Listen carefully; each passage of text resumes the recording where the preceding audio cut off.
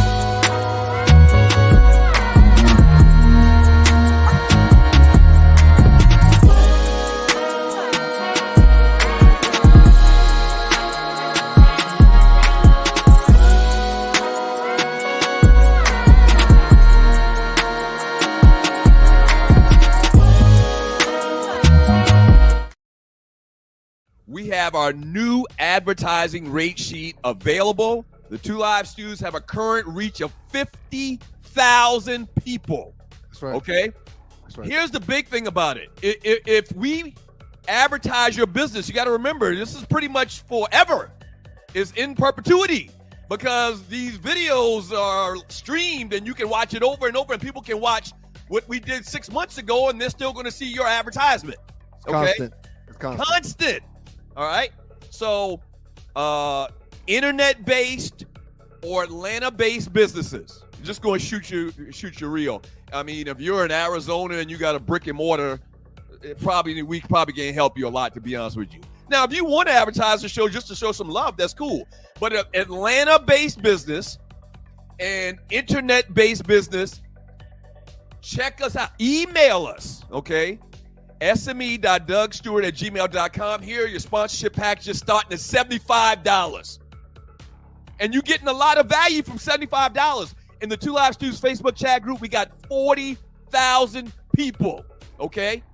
So you got 4 different levels. Level 1, $75. And really, it's still great because, once again, perpetuity. F with your boys. Okay? So if you're interested, email us. We'll send you this rate sheet, the packages, and advertise your business right here on the Two Live Stews.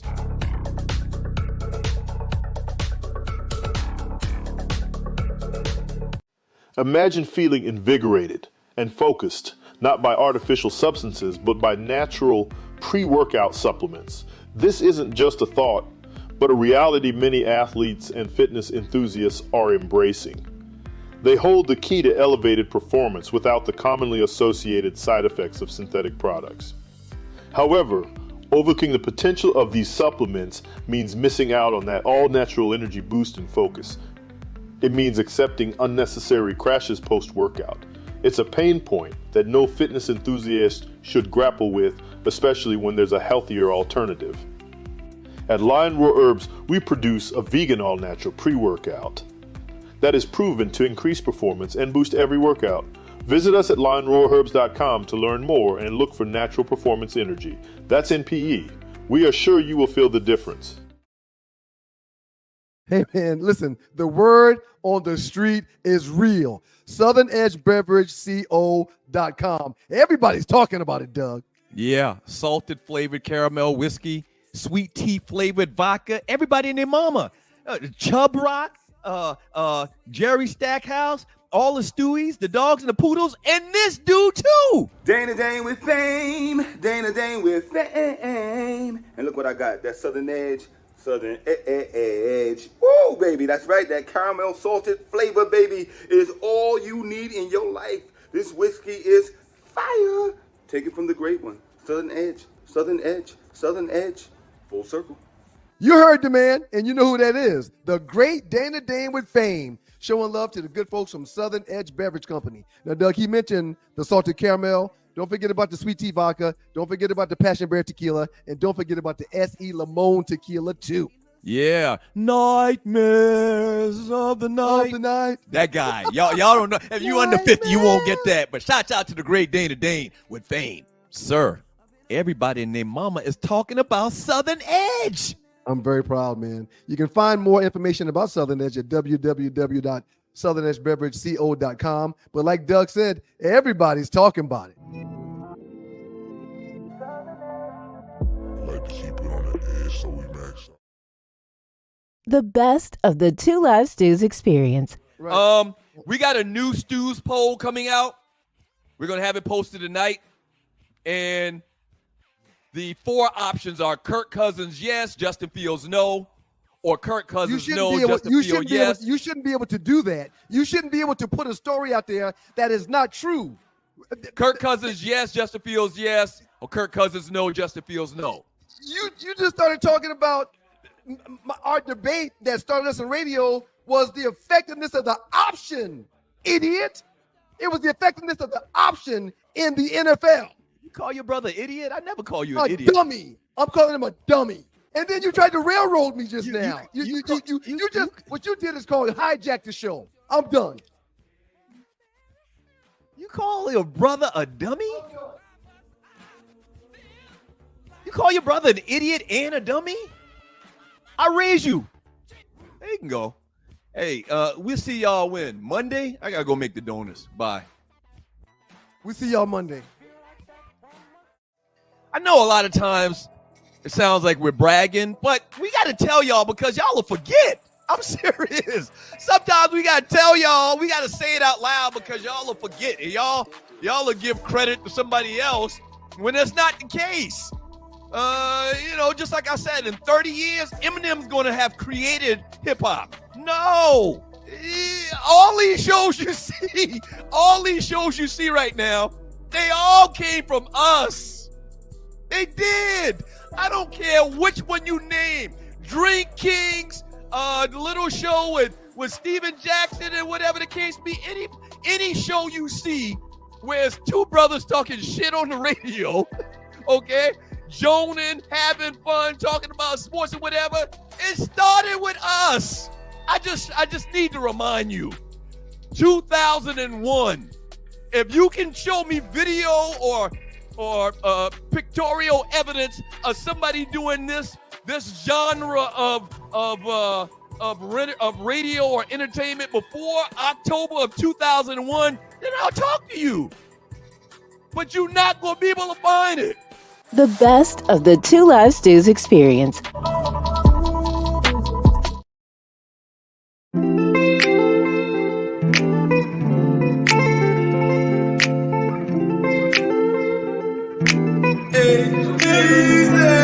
you look so sweet. I wish I could taste the moment. Girl, you look so damn sweet. No, no. I wish I could taste the moment. Been around the world, hey, but there's nothing like that Southern edge, girl. No, I've been around the world, whoa. Nothing like that Southern edge, girl. Yeah. Okay, now pour me a one. Better yet, make it soon. They say the night is young. With this cup like the fountain in you. Shining. Tell me what your sign is. Tell me what you dream, little lady. I could buy by the bottle, I promise. Because you look so sweet. Woo. I wish I could taste the moment. Girl, you look so damn sweet. No, no. I wish I could taste the moment. Been around the world, hey, but there's nothing like that Southern edge, girl. No, I've been around the world, whoa. Nothing like that Southern edge, girl.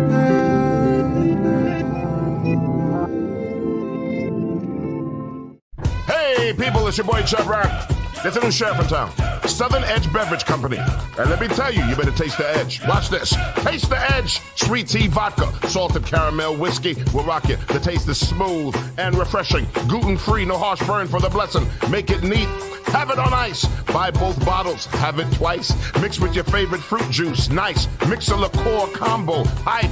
We're black owned. Yeah. Finest in Atlanta telephone. College Park. Check this bone. Sweet tea, vodka, fix your fam. Southern Edge Beverages, Instagram. Salted caramel whiskey on the edge. New sheriff in town, baby. Taste the edge. Southern Edge can be found in the following locations in the metro Atlanta area. Total Wine and More in Alpharetta. Camp Creek World of Beverages. Prohibition Liquor. Firewater Package. Crest Wine and Spirits. And Bim's Package Store. It's time to taste the edge.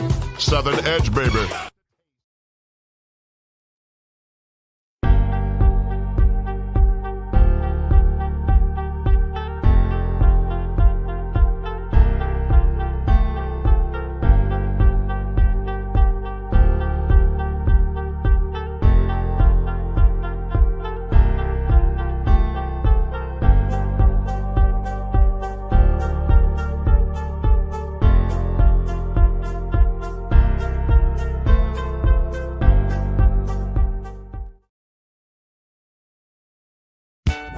Stewart Media and Entertainment presents the Two Live Stews Experience. We back, Hey! This right here, this ain't your ordinary-ish. Two Live Stews Experience, Ryan Stewart, Doug Stewart, baby, we back. Woo-hoo-hoo-hoo-hoo. Yes, we are back. It's been a long time. We shouldn't have left you, but them folks sat us down forcefully. What up to the Qs? Do not let anyone confuse you. The Two Live Stews started this shit. The Two Live Stews Experience, shouty. If you're not stewing, what the hell are you doing?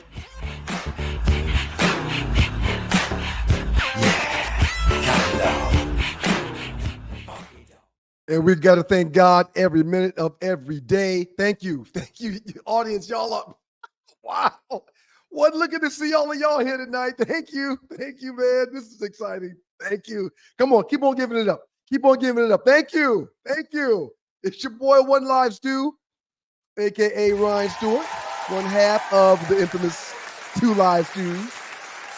And we'd like to welcome you to a Tuesday night edition of the Two Live Stews Experience Pop-Up. Oh, y'all are too kind. Thank you. Thank you very much.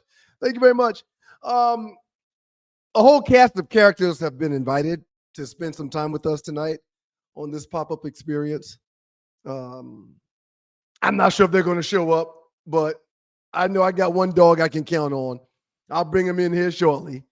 But it's been a wonderful day. I'm sure for all the parents that's in the chat room and watching this pop-up, your kids are back in school, and congratulations to you.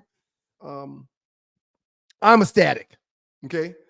I'm ecstatic because tomorrow, which will be August 14th, Team Stewart and the Team Stewart children take their asses back to school. Yes! Give it up.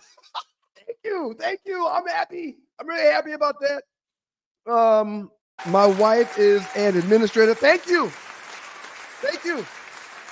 I really appreciate that. Thank you.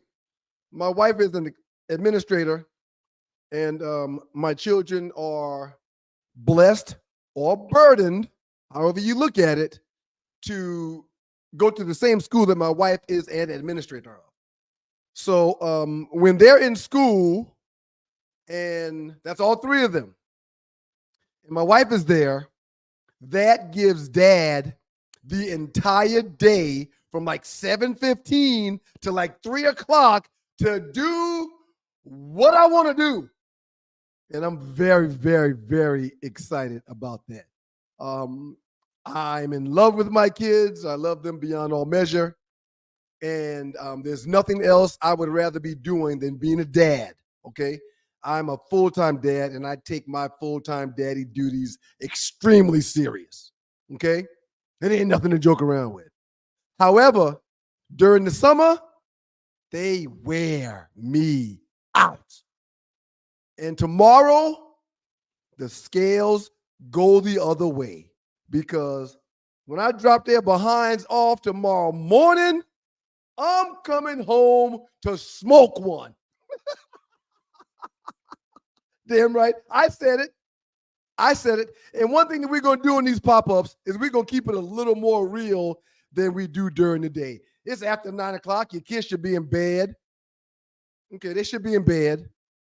And I don't have to watch my mouth. As a matter of fact, for the record, the stews are really, really soon probably putting up a paywall.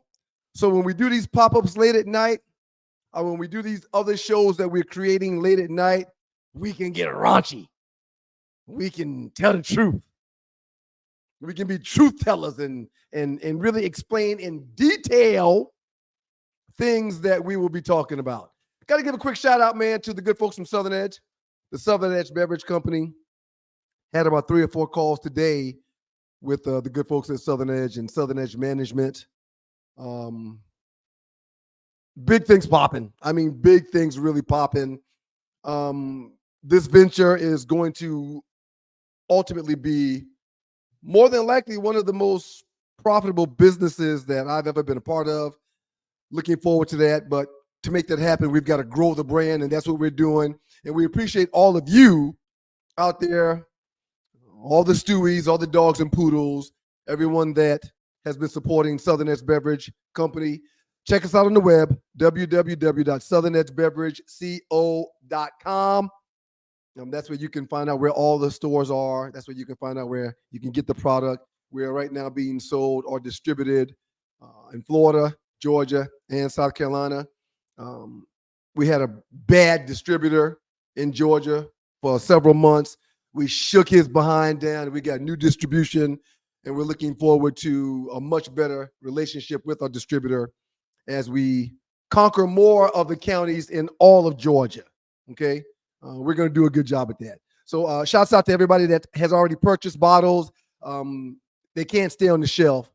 We really, really appreciate it. But there's 4 brands or 4 different SKUs that you can purchase from Southern Edge. My personal favorite, the Southern Edge Salted Caramel Whiskey. The sweet tea vodka's outstanding if you're a vodka drinker. And if you like tequila, we got something for you. Our Passion Berry, men, trust me. Our Passion Berry tequila, men, trust me. You know what I'm saying? Pitching tents for real, for real. And our S.E. Limon, okay? But y'all check us out at www.southernedgebeverageco.com. Okay, real quick, man. We got 3 kids over here. My daughter's in the 4th grade intermediate school. My middle son, Mason, is in the 8th grade middle school. And my oldest will be a freshman starting tomorrow morning. And it's a lot. It's a lot. That's going to be one of our topics that we're going to end tonight's show with. Last year around this time, when Miles was starting the 8th grade, I realized that there was something that I needed to do. Y'all know what I'm talking about. It's your boys, One Live Stew, Ryan Stewart. Doug Stewart's not here yet. He may make it. But it is the Two Live Stews experience, pop-up style. I had to talk birds and bees with Miles last year around this time. I'm gonna talk about that towards the end of our pop-up tonight. But recently, with Mason being in the 8th grade this year, I had to have the same conversation with him. And boy, oh boy, I want y'all to know that 5 to 6 years prior to having those conversations, I started thinking about it. What was my approach going to be? How real was I going to keep it? Was I going to tell him the truth? Was I going to get into details talking about things that you could do? I mean, you know. So towards the end of this show, this pop-up this evening, I'm going to share some thoughts and ask you guys some thoughts. Appreciate you, Loose Neck. That's right, Master Miles. He's not a master now. I've been told by one of our aunts that Master Miles and Master Mason is played out because they're not little masters no more. These cats are growing up to be their own, so I had to stop calling them master. All right, so they're my buddies, my big guys.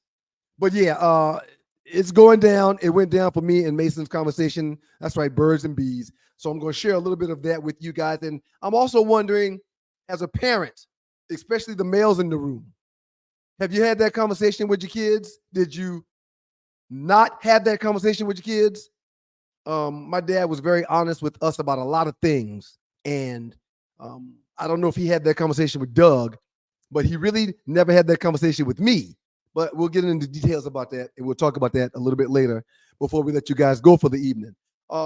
That's one thing. Second thing, I've been watching a lot of preseason football, okay?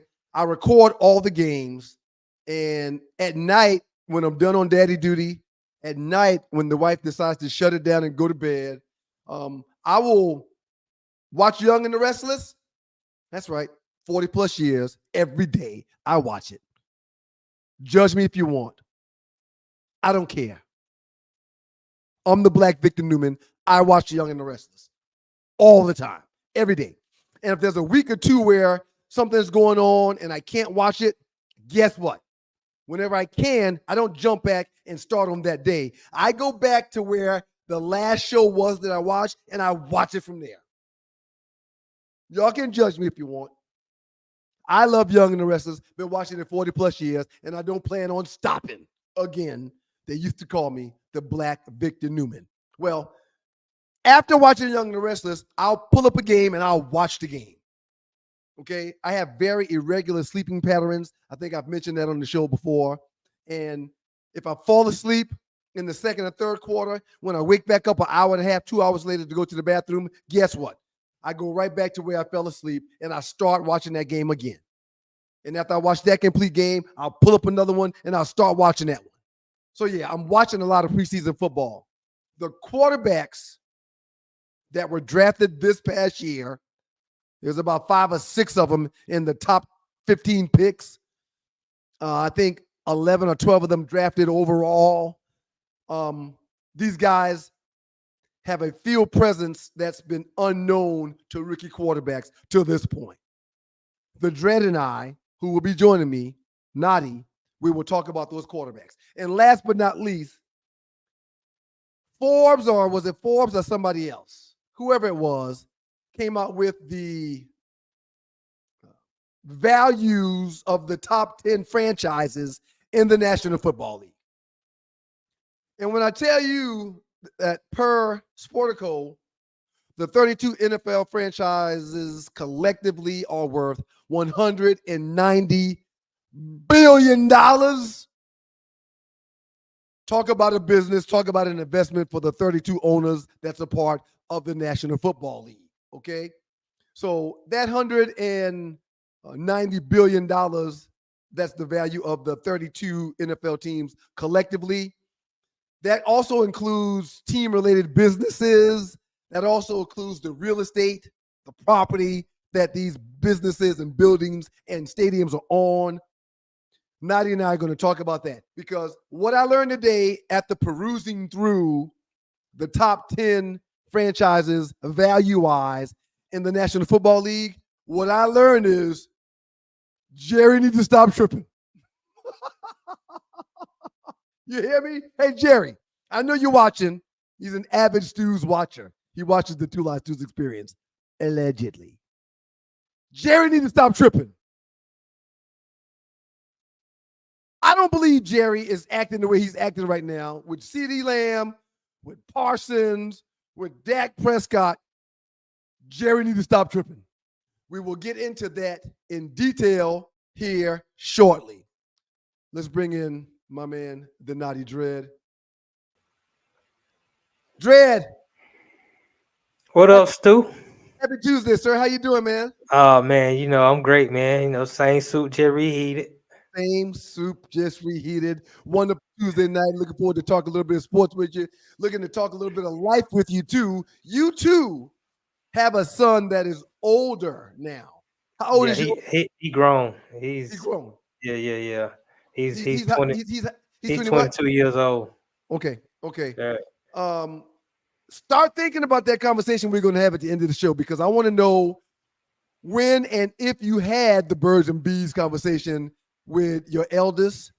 I know you have a female child. I want to know, you're going to leave that at the mama to have that conversation. There's a lot we're going to talk about in a short period of time when it comes to the birds and the bees. But as of right now, you heard the lead in and what I was talking about.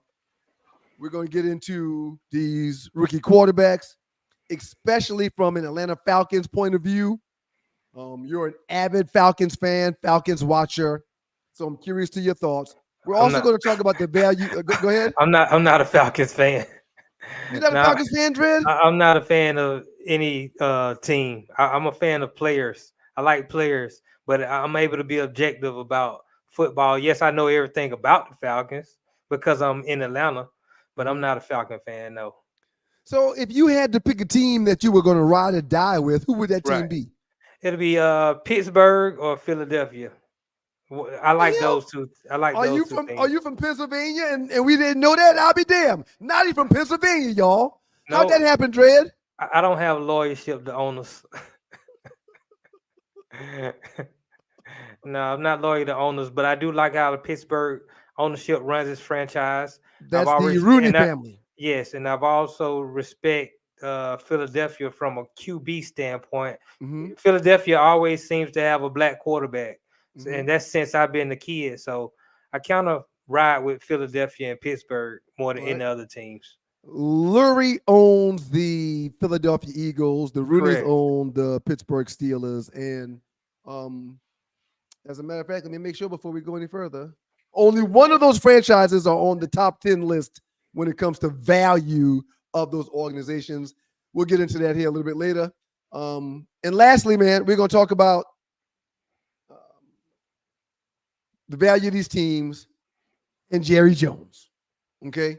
We're going to start with the quarterbacks, but I'm going to need you to be straight up honest with us on the Two Last Stews experience, pop-up style, when we get into these teams and when we get into the value of these teams and when we get into Jerry Jones being dead ass wrong. He needs to stop tripping. But let's get started with these quarterbacks, man. How much of the preseason have you been watching, Dread? I've been watching a marginal amount, but I follow up on everything. So even if I don't see the game because it's preseason, I kind of understand the dynamics of how preseason work. You're not really getting all the starters in, but I'll peek in just to see things like how the kickoff is running. Right. Just to look at some of the new rules, how these guys tackling when you can't tackle from behind anymore. Right. Little things like that. And other than that, I just kind of follow up with the beat writers and such, stats, that kind of thing. When it comes to the kickoffs, it's a whole lot different this year. I don't think that we're going to see the meat and potatoes of special teams when it comes to kickoff and kickoff return during the preseason. I think when the regular season starts in September, we will see a plethora of design plays. We will see tons of organized situations on kickoff and kickoff return for the fans to enjoy. It's very vanilla and manila right now.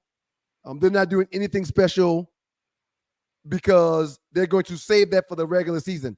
I do think that the kickoff return will be a little more electric than it's been in the past because of how they're doing it. One of the main reasons why they've changed the way kickoffs and kickoff returns are being done this year is because they're trying to stop the head-on-head collisions from, those guys in the past were running 40, 50 yards. Correct.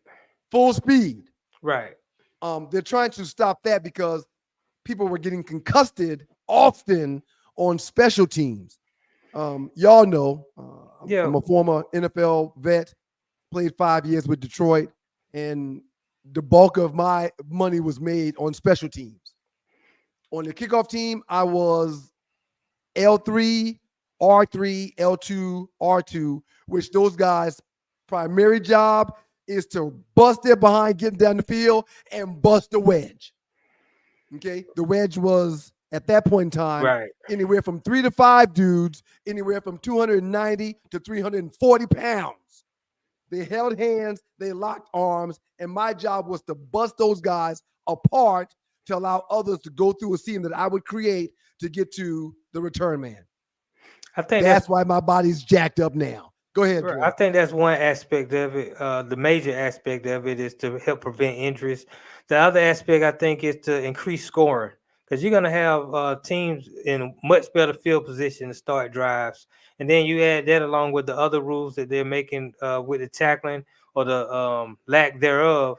I think they want scores to be somewhere like 40, 42, 35, high-scoring games, and the defense has to make one critical stop in the fourth quarter to kind of save the game. Baseball changed some things in the past because they needed more scoring. People talked about the bats maybe being manipulated, the balls maybe being a little harder. Pause. I heard at one point in time, you said soft? Pause. Well, again, Nadi, I mentioned it, and I know you heard me. We don't have to be doing as many pauses on the late night tip. No, okay? I feel you. Yeah, I just find it hilarious. Right. So yeah, we're gonna talk about that and how a big part of why the owners probably chose to change things was because they want more points on the board. People want to see scoring. People want to see their teams put the ball in the end zone. That's a celebration.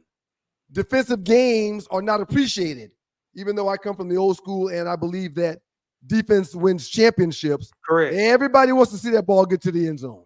Right. You a defense guy or offense guy, Dredd? I mean, I'm a defensive guy and running. I like running the ball. I like to see teams run the football. And at the end of the day, you still got to get down to the red zone, and you have to be able to score in the red zone. And we both know that in football, that's the hardest thing to do, is to score once you're inside that 20-yard line. So I definitely think field goals are going to go up, but I don't know if touchdowns will go up by a whole lot.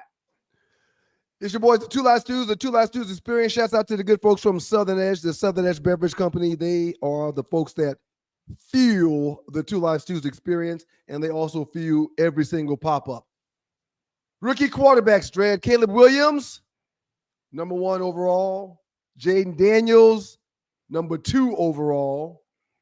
J.J. McCarthy, number 10 overall. Bo Nix, number 12 overall. Joe Milton, the 6th round, 193rd overall. Very interesting what's going on in New England with Joe Mixon. Spencer Rattler, 150 overall, 5th round. Michael Pratt, 7th rounder, 245 overall. Drake May, another 1st rounder. He was number 3 overall. And one of the last that's the last one we're going to talk about, Drake May. There's a couple more. Well, you forgot Penix number. Penix number 8. I didn't forget Penix. Oh, okay. My bad. I wanted to save Penix for last. So we can save him. Well, he's the most controversial out of all the quarterbacks. We're going to start the conversation with him, and I'll get into these other guys. But Dredd, from what I've seen, and it's only been one preseason game, from what I've read from Flowery Branch, which is where the Falcons practice, training camp's going on, everybody is in awe of Michael Penix Jr. You know his story, played in the national championship last year. I contend that Michigan not only would have lost if Michael Penix Jr. was healthy, I think they would have got beat like a drum. But he was not himself in that championship game versus Michigan last year. Harbaugh gets the championship, flies away, goes back to the NFL, running from all kind of stuff that Michigan will be dealing with for years. But they got the title. I'm not sure if that title will get pulled back or anything because of some of the stuff that we're hearing and reading. But Michael Penix Jr. was the Falcons' top pick last year, and that blew everyone's mind because folks thought because of Kirk Cousins' $160 million deal with what was it? Was it $100 million guaranteed? Right, correct. That the Falcons drafted Michael Penix Jr. was all out of whack. We're going to start right there, Dredd. I want your thoughts on Michael Penix Jr. and the Kirk Cousins situation. Did you agree with the Falcons drafting Michael Penix Jr. the way they did and where they did? And what's your thoughts on what you've read or heard or seen from Michael Penix Jr. so far this season? I was surprised the Falcons finally did the right thing for once in their life. I thought they would go with a defensive guy or try to put more weapons around Kirk Cousins, but you clearly need a quarterback for the future. I like the Green Bay model. I like the Kansas City model where you go ahead and get your guy while you have a guy and let him develop, and then you have a smooth transition. So I thought Michael Penix was the perfect decision to make when it came to the draft. He's been having a solid camp. That's what I've been hearing. He's been having a solid camp. He can put the ball where it needs to be, smooth throwing motion. First preseason game, he was decent. He wasn't great, but he was decent. Moved the ball fairly well. Then put points on the board, but it's early. He'll get more reps. And the thing about it is he's playing decent, and Falcon fans are some of the most outrageous fanatics in the world. Well, every fan is a fanatic, so I think I put Dallas at the top, but somewhere in the top 5 or top 10, you got Falcon fans. And Kirk Cousins probably won't play this preseason. He's still rehabbing, so to say. And if Michael Penix goes out here and ball out, that's going to put a lot of pressure on Kirk Cousins to perform well early. And I don't know if you can expect Kirk Cousins to perform well early, considering what he's coming back from, not having played preseason. So those first 3 or 4 games are going to be his preseason games. But they count, so they're critical. Yep. You said you were surprised that the Falcons did the right thing. I questioned it heavily. I originally, and we are the Two Live Stews, Ryan Stewart, the Naughty Dread, Two Live Stews Experience, pop-up style. I questioned it big time because with the number 6 overall pick and a defense as Penix was 6, right? 8th. With the number 8 overall pick, you want a player that's going to start right now. As a matter of fact, I'm willing to bet and say that the top 15 to 20 players selected in the first round should ultimately be starting by the 3rd or 4th game this season. That's how important it is for them to get that pick right. For a team to have success, if you're picking a player with the top 20 picks, that player must be an impact player, okay? The Atlanta Falcons defense, especially defensive front, for the past several years, hasn't put any pressure on opposing quarterbacks. I looked at that 8th overall pick this past draft as an opportunity for the Falcons to address that need. Okay? If you're given Kirk, because no matter if he plays or not, no matter if he gets injured tomorrow in training camp or not, no matter if he does what he's done every stop he's been, which is have success, no matter if he does that or not, he is going to walk away when this deal is done or when he's done with this deal with $100 million. Mm-hmm. In my eyes, when they signed Michael Penix Jr., they ished all over that money. Because with what Penix is doing, and we're going to talk about that in detail here shortly as we get into this first preseason game that was last week and how Michael Penix Jr. performed. With the way Penix performed, there's no doubt in my mind that the fans in the stands down at the Mercedes-Benz Stadium, after a fumble, after an interception, after a couple of skip balls, after a couple of overthrows, are going to stop saying, Penix, Penix, Penix, Penix. Correct. Well, 3 things. First, I don't know if there was a game changer at the defensive position at number 8. Stop right there. Stop right there. Remember the other 2. You don't know if there was a game changer.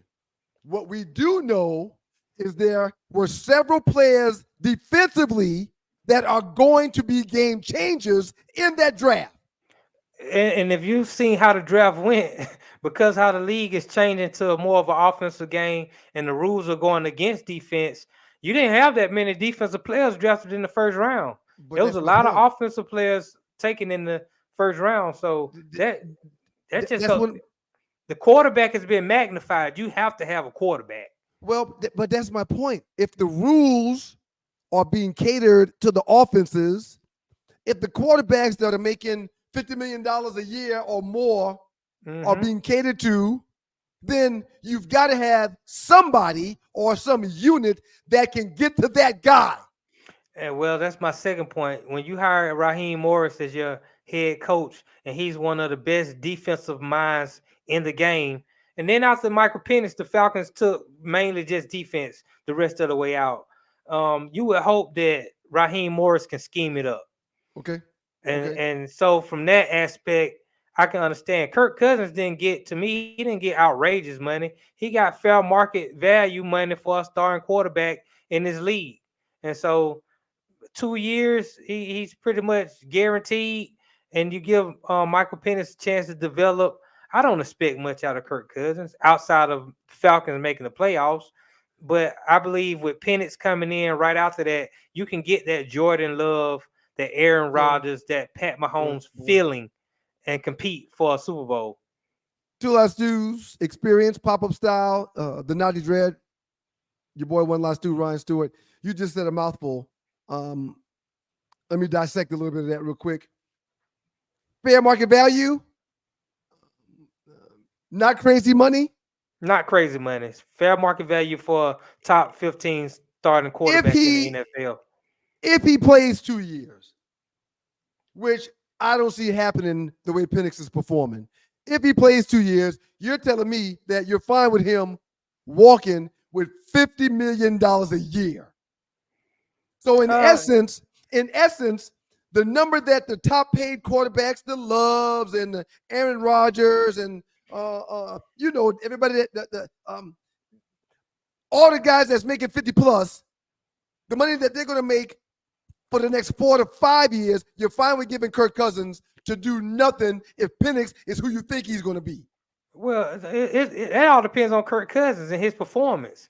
If he plays well this year and get the team to the playoffs and he stays healthy, he's going to start next year.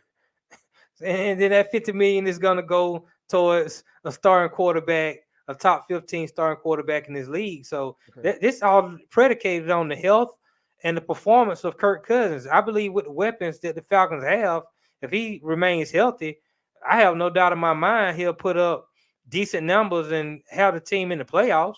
There's no doubt in my mind. With that being said, if he's going to have the teams in the playoff, if he's going to have the team in the playoffs this year, if he's going to be a top, if he's going to be one of the best free agents that was picked up, if he's going to have the team into the postseason this year, then you didn't need to drop the 8th overall pick on him, on Penix. You didn't need to do that. I disagree because Kirk Cousins is not the long-term answer. He's a stopgap quarterback. You need that guy who's going to come in after Kirk Cousins, and you need him to be ready to go as soon as Kirk Cousins steps aside. But don't you need to be a good steward of the money? Don't the Falcons and the cap guy need to be a good steward of the money? Who they paying? I mean, but hold on. My point was, if you are taking a player 8th overall, at some point in time this year, he's got to pay dividends. I disagree with that.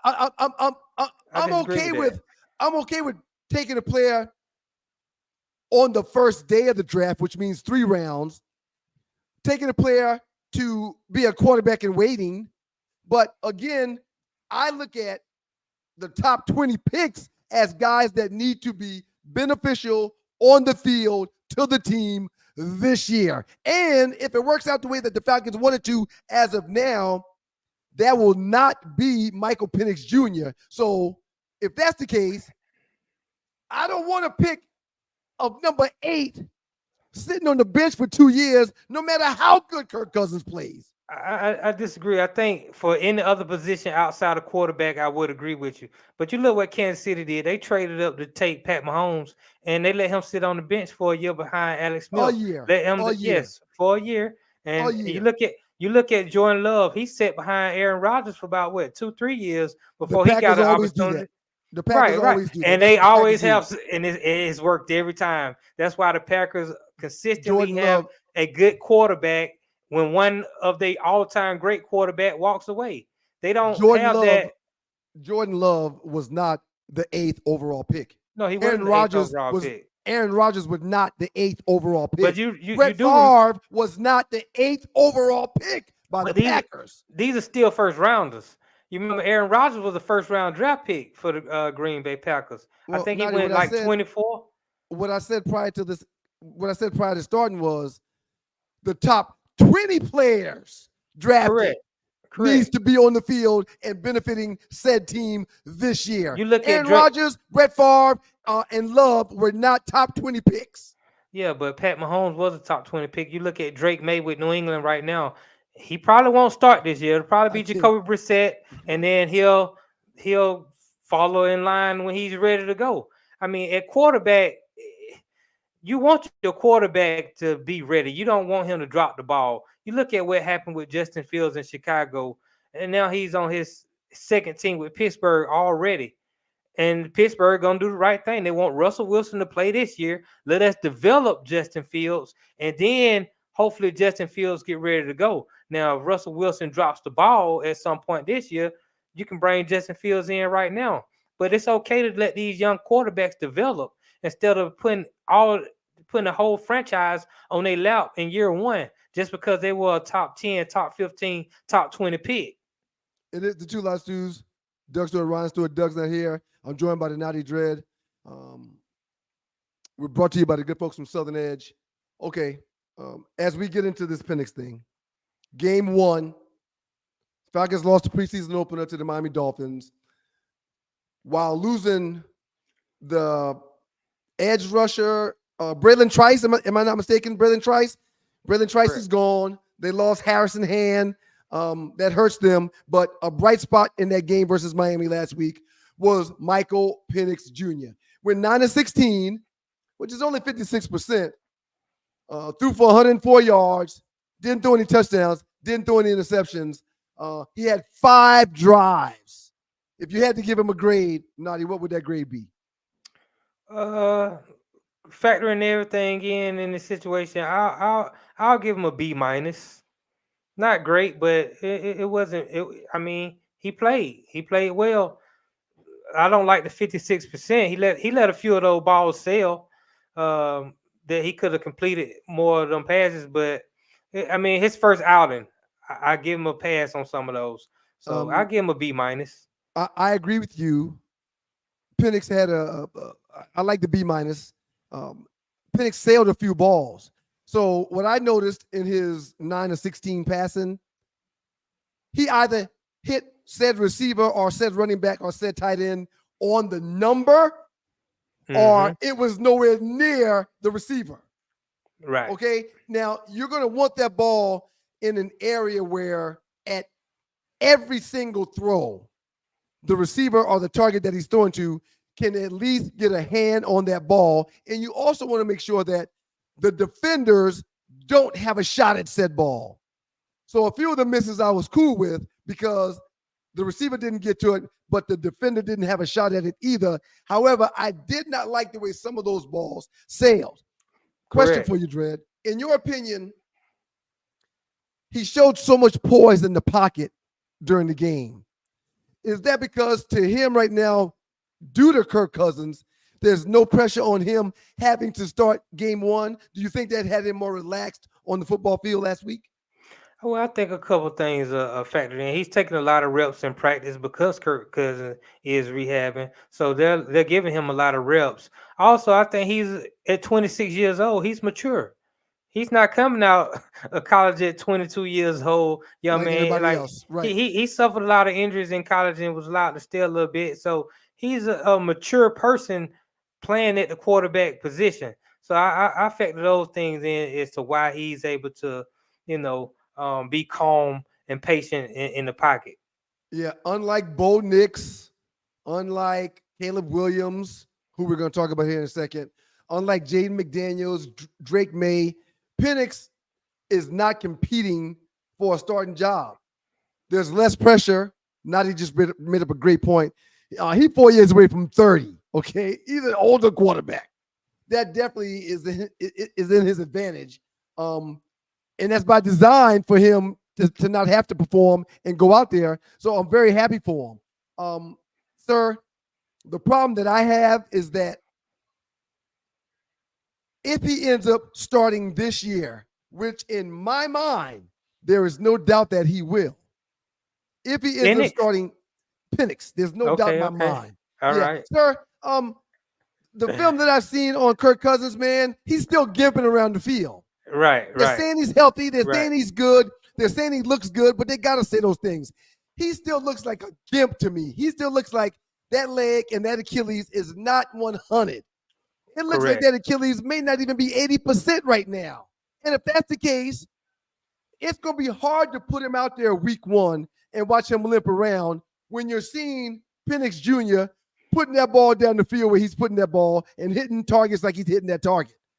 Especially when at home, everybody, if Kirk Cousins is not performing to the best of his ability, which he's done with every opportunity he's had. If he's not doing that, you've been to them games in Atlanta. Right. I go to games every year. They're gonna call for his head. Yes, of course they're gonna call for his head. They're gonna call for his head if he healthy. Look, I totally understand what you're saying, and I can see Michael Penix starting some games this year. My thing is, if Kirk Cousins doesn't start the season, I think Atlanta fans are really gonna go crazy because of what you just talked about previously about them paying him that money. You can't pay that money to a guy who's not gonna be ready to play when the season kick off. The hype around the Falcons this year is all about having a quarterback that can get you to the playoffs. They paid $50 million to get that team to the playoffs. So it's a lot of pressure on Kirk Cousins. I agree. Can he stand up to the pressure? That's going to be the question that we're going to be answered in like 2 weeks. He's shown that he can step up to the pressure because he's made a lot of bread because he's a damn good quarterback. Every team that has entrusted him with the ball has had success at that position. He's not a guy that's going to give it away. He's not a superstar. He's no Tom Brady. He's no Donovan McNabb. He's no Aaron Rodgers. But if you need a placeholder that is going to keep you in games and not put you out of games, he'll suffice. Right, but my problem, Dredd, and we will revisit this in the future. My problem is you give a man $100 million guaranteed, you draft a player 8th overall. If the player 8th overall ends up getting on the field, that money that you gave Kirk Cousins could have gone to someone else on the defense to help that defense be better, on the defense to get to the opposing quarterback, or on the offense to assist Michael Penix Jr. and a talented offense that you have already. Yeah, but you got to understand they drafted they signed Kirk Cousins first.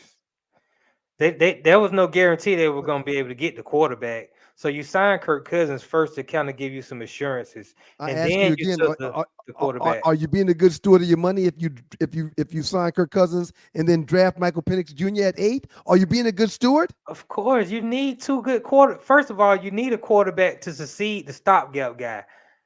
But you got to have a good backup quarterback anyway. You need more than one good quarterback on your roster. And so I have no problem. And let me make a correction. Michael Penix is 24, but he's still older than the The normal rookie quarterback quarterbacks. He's that 2 to comes 3 years out. older than everybody else. Correct. Yeah, it's very good to be honest and truthful and factual. We got to do that. So I'm glad you caught that correction, sir. After sleeping on it a couple nights after that draft, I'm fine with it.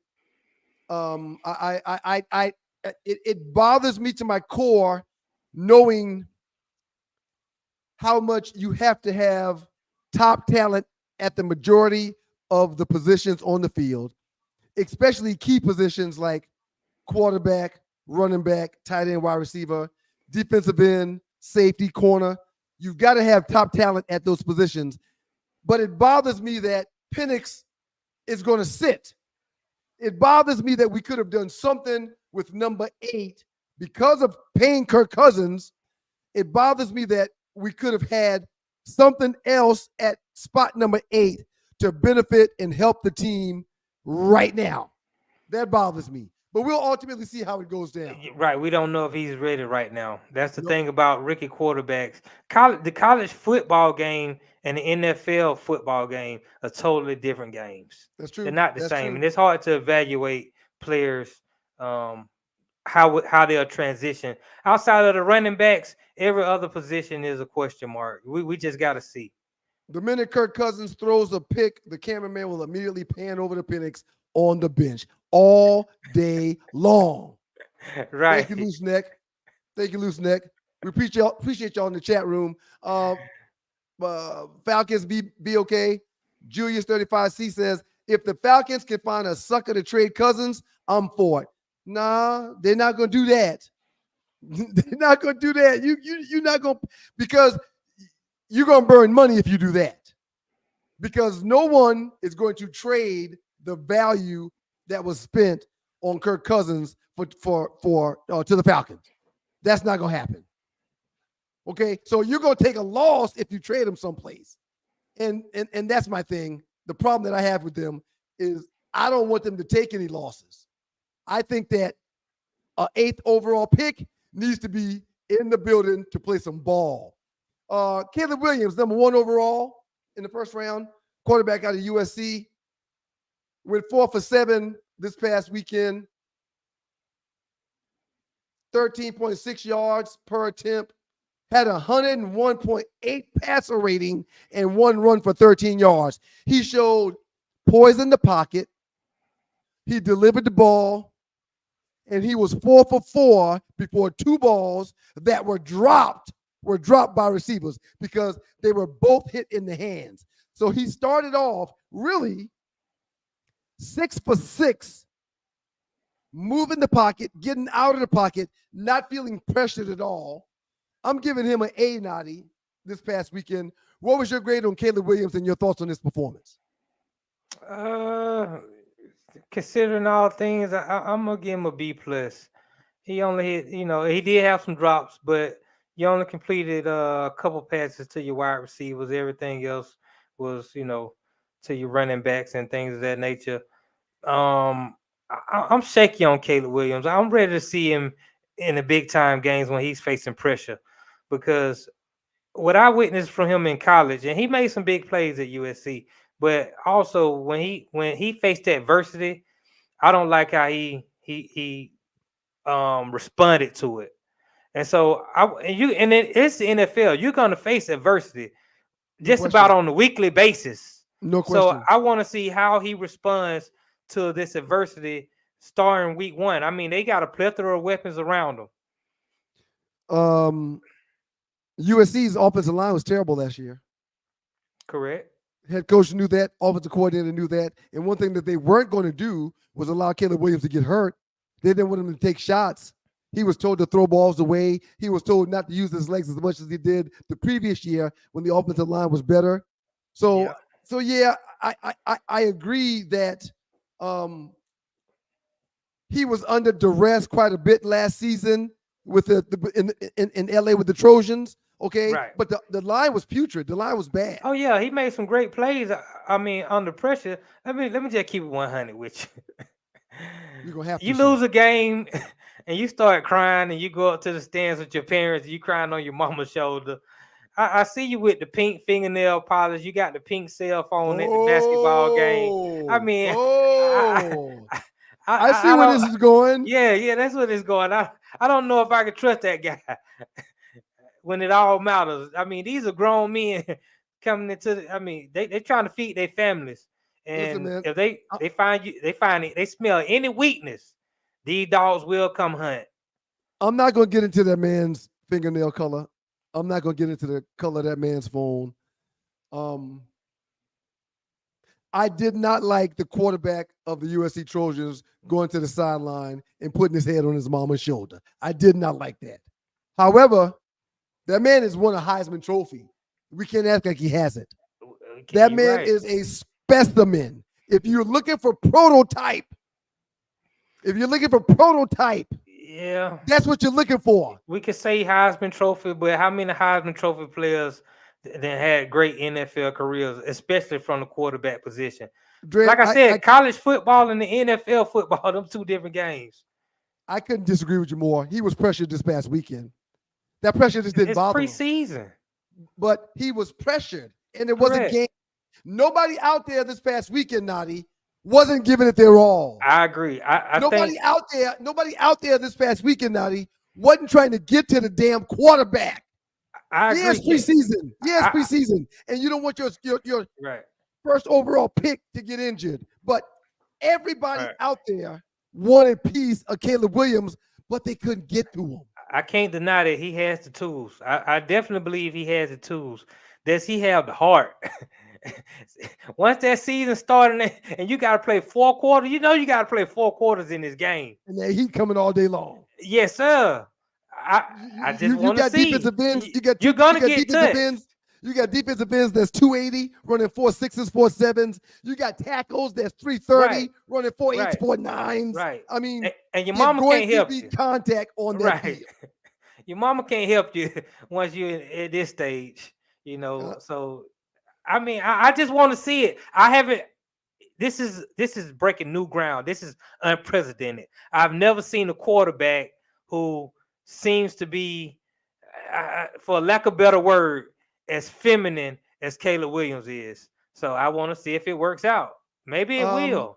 I think he's a player, and I'm not going to get into his masculinity or the lack thereof. Well, that's football. I mean, that's football. That's what we talk about. Football is about masculinity.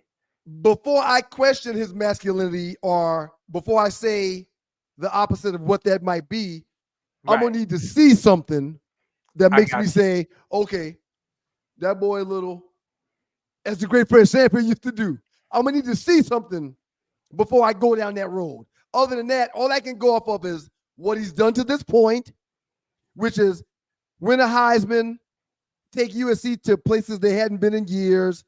With the terrible offensive line last year, still threw for a plethora of yards. And in his first preseason game where he played a couple series, it was damn near flawless. So I'm not going to act like I didn't see that because of the pink nails and the pink phone. I got you. What that boy does off the football field, what that boy does while he's not on the gridiron, I don't give a damn. Correct. I don't give a damn unless I see something else. Right. But I want all these dudes to live their best life how they see fit. Oh, me too. And when it comes to Sundays, that's when I'm gonna put them on a scale and weigh them versus others. Correct. I have no problem with his lifestyle or whatever he decides to do.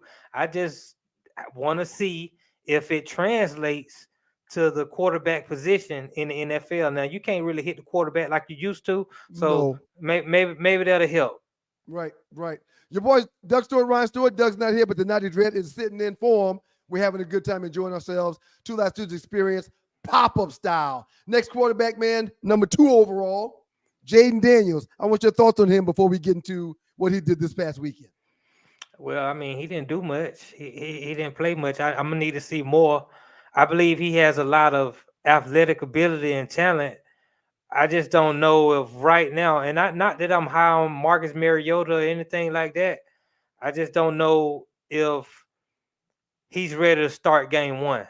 Now, he probably will because they drafted him number 2, to your point. But if you can let him sit for 4, 5, 6 games, because I don't believe Washington's going anywhere. Mhm. You know, let him sit behind Mariota for 4 or 5 games, and then bring him in and let him build some experience that way. But I didn't see much from him. He didn't play that much this weekend. 2 for 3, 45 yards passing, 15 yards per attempt, 109.7 quarterback rating. Daniels crushed the deep ball big time. His first completion was a 42-yard hookup with Diami Brown. Correct. And when I tell you that it was one of the best balls thrown this past weekend, it was on a rope. It was on a dime, and he put it where the defender couldn't get it, even though coverage was there, and the receiver caught it in a position that was fantabulous. Okay, not just fabulous, Correct. fantabulous. The ball was amazing. No, he didn't play much, but but in his he short looks time, poised. Right. He looked poised, and he also scored a touchdown on like a naked bootleg where he showed how poised he was and sold the fake. I mean, you're right. It wasn't a lot for us to see to judge him on, but what we did see was a guy that right now has possession of said offense. Yeah, I agree. And if you read and check out stuff on the web in Washington out of training camp for the Commanders, they're blown away by what he's done. Okay, now, yes, because they're thirsty and hungry to win games, they know they're not playing for no title no time soon. I think they might put him out there earlier. I really do. Yeah. He's definitely starting. Okay. We gotta sell tickets too. We gotta sell tickets. You got new ownership. We recently changed our name a couple years ago. They're talking about even doing some things with the uniforms. I mean, you got a plan. You got to sell those tickets. And who wants to see Mariota? I mean, people have seen enough of Mariota. So I get it. Especially here in Atlanta. J.J. McCarthy, number 10 overall to the Minnesota Vikings. Unfortunately, he is having a meniscus surgery. So he's probably going to miss the beginning of the year. They didn't know if he was going to be starting anyway. All right. But McCarthy, this past weekend, went 11 for 17. Had 188 yards, threw for over 10 yards, over 11 yards per throw, and had 2 TDs and 1 interception. What impressed me about McCarthy was his first pass was like an interception. Okay? Right. But he came back out the next series doing what? Slanging that thing like nothing happened. Oh, yeah. I mean, throwing that football. The man is he's a champion. He ready to go. I was impressed with McCarthy this week. I mean, like I said, like you say, he suffered a knee injury, which is unfortunate. But now who does Minnesota turn to? See, this is when you need that veteran. You need somebody who can. Sam Darnold's up next. Come on now. for his 5th opportunity, Sam Darnold gets the call next. Man, they might as well call me up, man. I got a better chance of performing than Sam Darnold. Let's get to Bo Nix, man. 12th overall pick from Oregon. Went to Denver. Everyone knows what's going on in Denver. They just shook Russell Wilson down. Yeah, they do. I want to know what's going on in Denver. Listen, man. Bo Nix came out there, and there's one thing that all these quarterbacks have in common. At least all of the ones that were drafted the first couple of rounds. The first 6 of them, I believe. They all have an extensive body of work in college football.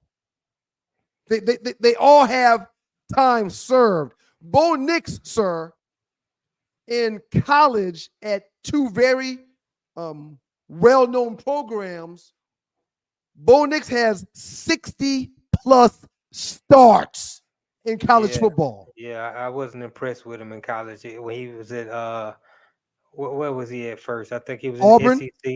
Auburn, right? He was at Auburn. I wasn't impressed. He went up to Oregon where they slang the ball all over the place. Okay. And he'll probably win a starting quarterback job. He looks like he's in the league. Zach Wilson also played well this weekend too. Jarrett Stidham, who I've never been impressed with. Know where he's been. He kind of stunk it up. You didn't like what Bo Nix did in college, but he was 15 for 21 in this preseason game this past he weekend. performed well. Once again, it's preseason. 102.3 quarterback rating. Right. I don't know how much stock you can really put in the preseason, but he did perform well. But Zach Wilson performed well. And I believe, in my opinion, Zach Wilson is the second worst quarterback I've ever seen in my life. He was drafted high, too. Yeah, he was the number 2 pick in the draft, right. He's Drake the second May. worst quarterback I've ever seen. Drake May, number 3 overall, went to the New England Patriots. This past weekend, he was 2 or 3 for 19 yards, 6.3 yards per attempt, 84 quarterback rating. Only was in there a series or so. I've read and watched a lot of stuff on Drake May in Patriots training camp. He does not look good. No, he's not looking good. I think of all the quarterbacks that we've talked about to this point, Drake May is done the worst. Yeah. I think that the Patriots are blessed to have Brissett. I think that the Patriots are blessed to have the guy that we're going to talk about next.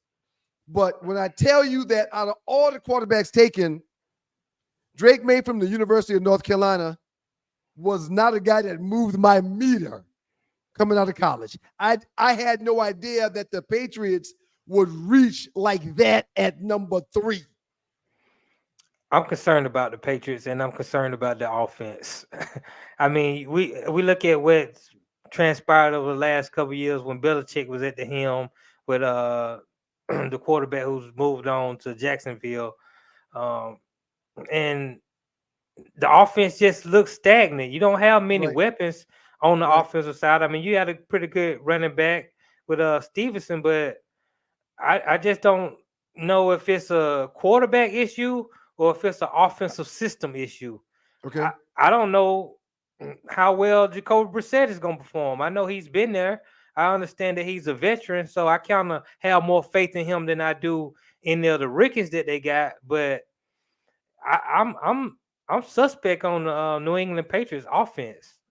Joe Milton, also drafted this past season, 6th round, 193rd overall. Went 4 for 6 for 54 yards, Dredd. Threw the ball for right around 9 yards per attempt and had 134.7 passer rating. He ran the ball 5 times for about 4 plus yards per carry. Showed a strong arm. Showed comfort in the pocket. Showed command of the offense. You remember him from Tennessee. Your thoughts on Joe Milton? Because in my eyes, there's no way Drake May is ready to help this team have any success this upcoming year. He is going to have to sit. Yes, it will probably be Brissett as the starter, but from what I saw from Joe Milton, he'll get more burn than Drake May does this past season. I mean, maybe if they have some sort of package where he can run around with the football, you know, the head coach Gerard Mayo has concerns about his ball security. He kind of out there with it, but he was impressive. There's no doubt he was impressive, but it's a hard sell if I'm gonna play my 6th round quarterback ahead of the number 3 pick in the draft. That almost means that I'm admitting. You trying to win? Are they trying to win? I just no, not them. Are you trying to win?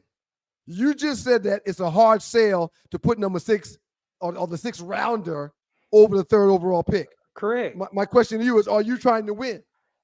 Well, I think NFL teams are always trying to win, but also a lot of these general managers are trying to save face. Are we going to go ahead and just like the 49ers? The 49ers did with Trey Lance. They finally they said, "Look, we got it wrong." They shook him down. But fortunately for them, they got it right in the 6th round. So maybe the New England Patriots got it wrong with the number 3 pick and got it right in the 6th round. But at some point, you risk your job as a general manager when you don't get those top 5 picks right. Yeah, the owner's gonna make a call and say, "Hey man, let's go with Joe. Drake ain't ready. It's early." Okay, and also, well, they're definitely going with Brissett. But I think before May gets out there, they'll go, "Hey, it is what it is." And you're exactly right. We saw We saw Russell Wilson when he went out to Seattle, drafted by Seattle, replaced the starter after getting the deal. Right. You just talked about a situation where in San Francisco, Brock Purdy, luckily for them, came off as a 6th rounder and balled out. so they can let Trey Lance go and Right. get a king's ransom for him, a 4th overall pick. Correct. And we're seeing now Trey Lance in Dallas is a mess. Right. See, He's hot garbage. Julius 35C say Trey Lance never had a shot. Well, that's not true. The He had an 49, opportunity. right? He had a shot. He was the starting quarterback. That's right. For the San Francisco 49ers. That's Until right. He was stinging it up, and then he got hurt. And then you went with Brock Purdy, and Brock Purdy was able to run the system more efficiently than Trey Lance. And then you just came to the conclusion that this is not going to work out. So I'm saying that New England's going to do the same thing with Drake May. They're going to have to give him a chance to flame out and show the people that we made a mistake before they can go in another direction. Before we move on and talk a little bit of Dallas Cowboys and talk about the value of these teams, investments in business, if you had to pick one of those quarterbacks that we just talked about, or one of the quarterbacks that was mentioned in this past segment, who are you taking to have the Rookie of the Year opportunity? Who are you taking to outplay everybody on the list? Who would be your guy you're picking? This is tough. I think between number 1 and number 2. I only say Caleb Williams only because, and I know I just kind of trashed him, and I didn't really trash him. I said I don't know. Oh, you trashed him. But he got the most weapons around him. Right. Okay. But I think Jaden Daniels is the better. So you think Daniels would be a better pro, but Caleb Williams will have a better season this year? I'm going to say Jaden Daniels. I'm not even saying Caleb Williams is going to have a better season, but I understand that he has the better weapons. He's still in Chicago. You want to put any money on this? I mean, he's in Chicago. Daniels doesn't have a supporting cast in Washington to really help him be somebody that's going to be a major I like difference McLaurin. maker. I like the wide receiver Jahan Dotson. McLaurin and De'Ami Brown is on the rise, and I think they got a pretty solid running game. It get cold in Chicago, man. Chicago ain't known for having quarterbacks to sling the ball all around. You got to run that football and play defense in Chicago. It get cold in Washington too. Yeah, they do. And they both dealt with the same elements with Caleb Williams being out in LA and Jaden Daniels being in Louisiana. Right. They all dealt with the same temperatures. So you see who can run the ball better. I agree. And I'm gonna have to give that to Jaden Daniels, but we'll see. I'm putting a dollar on Caleb Williams for the Chicago Bears. It's your boys, the Two Live Stews Experience. Pop-up style going down. Ryan Stewart, James Harmon, and Naughty Dread. Southern Edge Beverage Company fuels the show. Southern Edge Beverage Company, major sponsor. We appreciate Southern Edge. Check them out on the web at southernedgebeverageco.com. Okay, Dread, we're going to move to these a whole lot faster. Got to let the people get out here and get some rest. School starts tomorrow in my house. The Dallas Cowboys, sir, have a reported value of $10+ billion. $10.32 billion is their value. Did you know that when Jerry Jones bought this team, how much do you think Jerry spent? Man, probably at that time, probably about $30 million. I think Jerry spent $140 million. $140 million. Okay, that's good money. That's good money. Okay, That's I think good it was 86 to 87, somewhere around there, like $140 million, and it's now valued at $10.3 billion. My Lord. Oh my goodness. He got to pay them boys. They're the only team they're the only NFL franchise that's worth over $10 billion. Well, if I'm not mistaken, they're the most expensive franchise in all the sports. That's including those teams over there in Europe. Correct. That are soccer teams. Okay, every NBA team, more than the Yankees, more than the Red Sox. You know, it's like when it comes to a sound business move, my goodness, you drop $140 million, which is a big number, but a few years later, 30, 40 years later, that thing is $10 billion. Great investment. Will he ever sell it, or will he just hold on to it and keep it in the family forever? Oh yeah, you keep it in the family, and you write some paperwork up there. Tell them can't none of y'all never sell it. What's his problem? What's his problem with paying CeeDee Lamb if he worth $10 billion? The team, not him, because he's worth another number that's another billion. So his net worth and the value of the Dallas Cowboys ain't got nothing to do with each other. It's two separate entities. It makes no sense. I mean, you got the money, dear. You got the bread. I know you got it. Pay these guys. Pay CD. I think CD is close to getting paid because he showed up to camp, man. He's been hanging around. So I think they're working it out behind the scene. But maybe he don't believe in that. But if you did, you pay that. You go ahead and pay Michael Parsons. If you pay Michael Parsons now, you save yourself a buttload of money. $20-30 million. Right. Then if you try to sign him next year. So Jerry, you got the money. Yeah, you got the money, man. Listen, man, you mentioned CeeDee Lamb being there. Players today are doing things a little bit differently because they're getting fined like $50,000 for sitting out per day. Right. They're not sitting out no more. They're sitting in. They're coming to the camp and they're showing up. They just ain't doing nothing when they get there. Okay. So what CD is doing is sitting in, not sitting out. And Jerry, you need to be ashamed. I don't believe that Jerry Jones, I get him not paying Dak. I think he's willing to let Dak go. Okay. But when it comes to CD, if CeeDee Lamb is not a part of this season, week 1, they're not going to win. And also, players that tend to sit out or sit in that don't perform during training camp and don't perform during the preseason, a lot of those guys, when they come back, especially positions that hold the ball like CeeDee Lamb and running backs and quarterbacks, a lot of those guys ultimately end up getting hurt. Correct.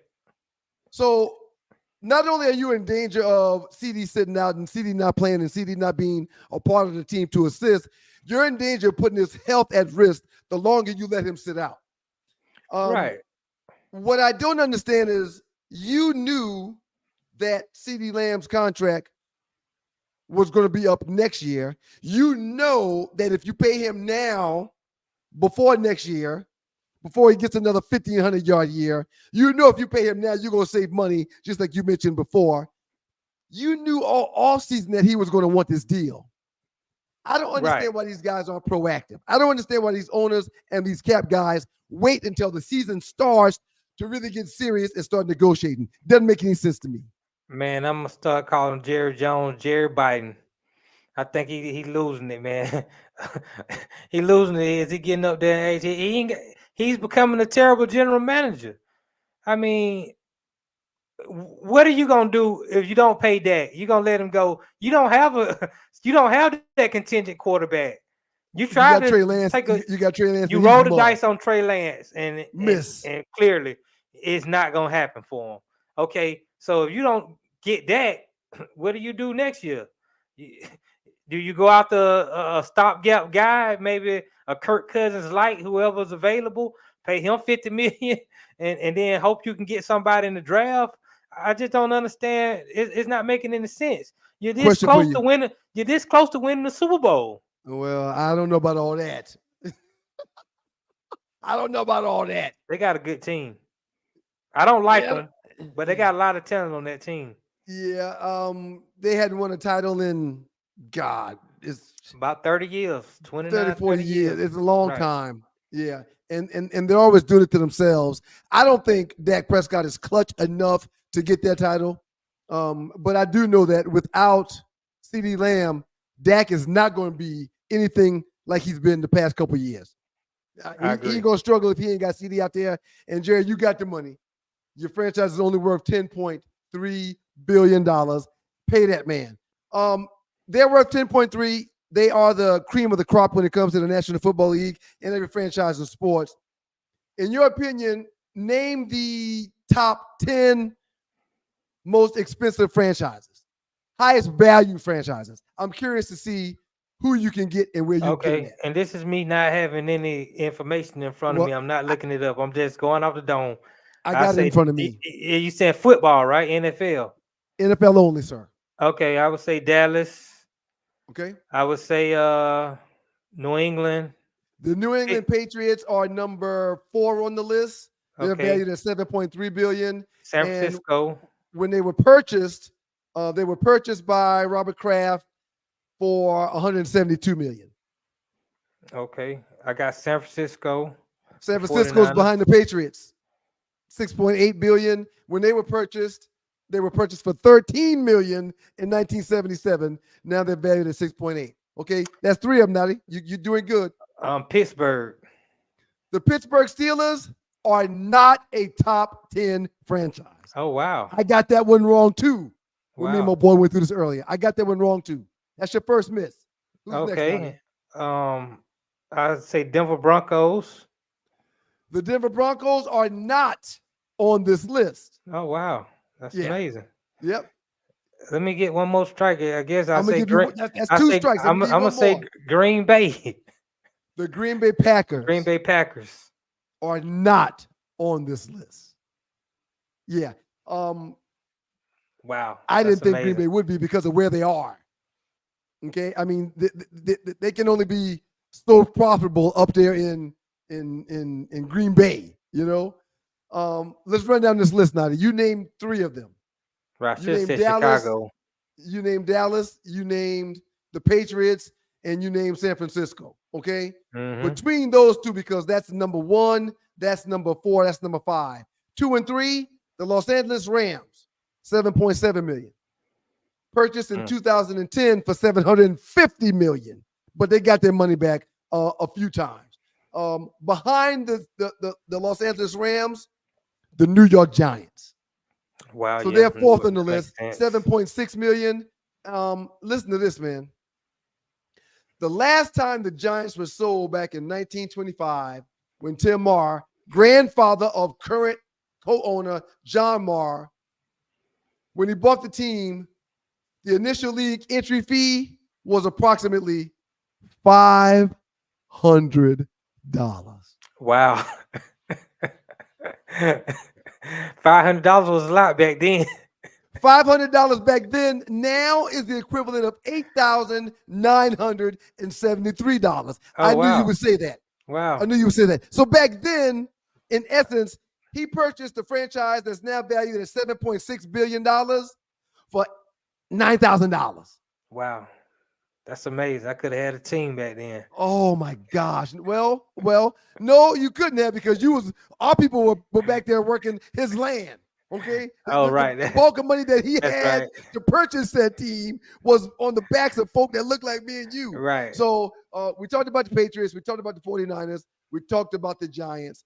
The New York Jets, 1, 2, 3, 4, 5, 6. They're number 6 on the list, $6.8 million. They were purchased a while back for $635 million. The Miami Dolphins are on this list, $6.7 billion. The Huizinga family owned the Dolphins, and he purchased them back in 2009 for $1.1 billion. The Philadelphia Eagles is on this list, $6.7 billion, purchased in 1994 by Norman Brahman for $185 million.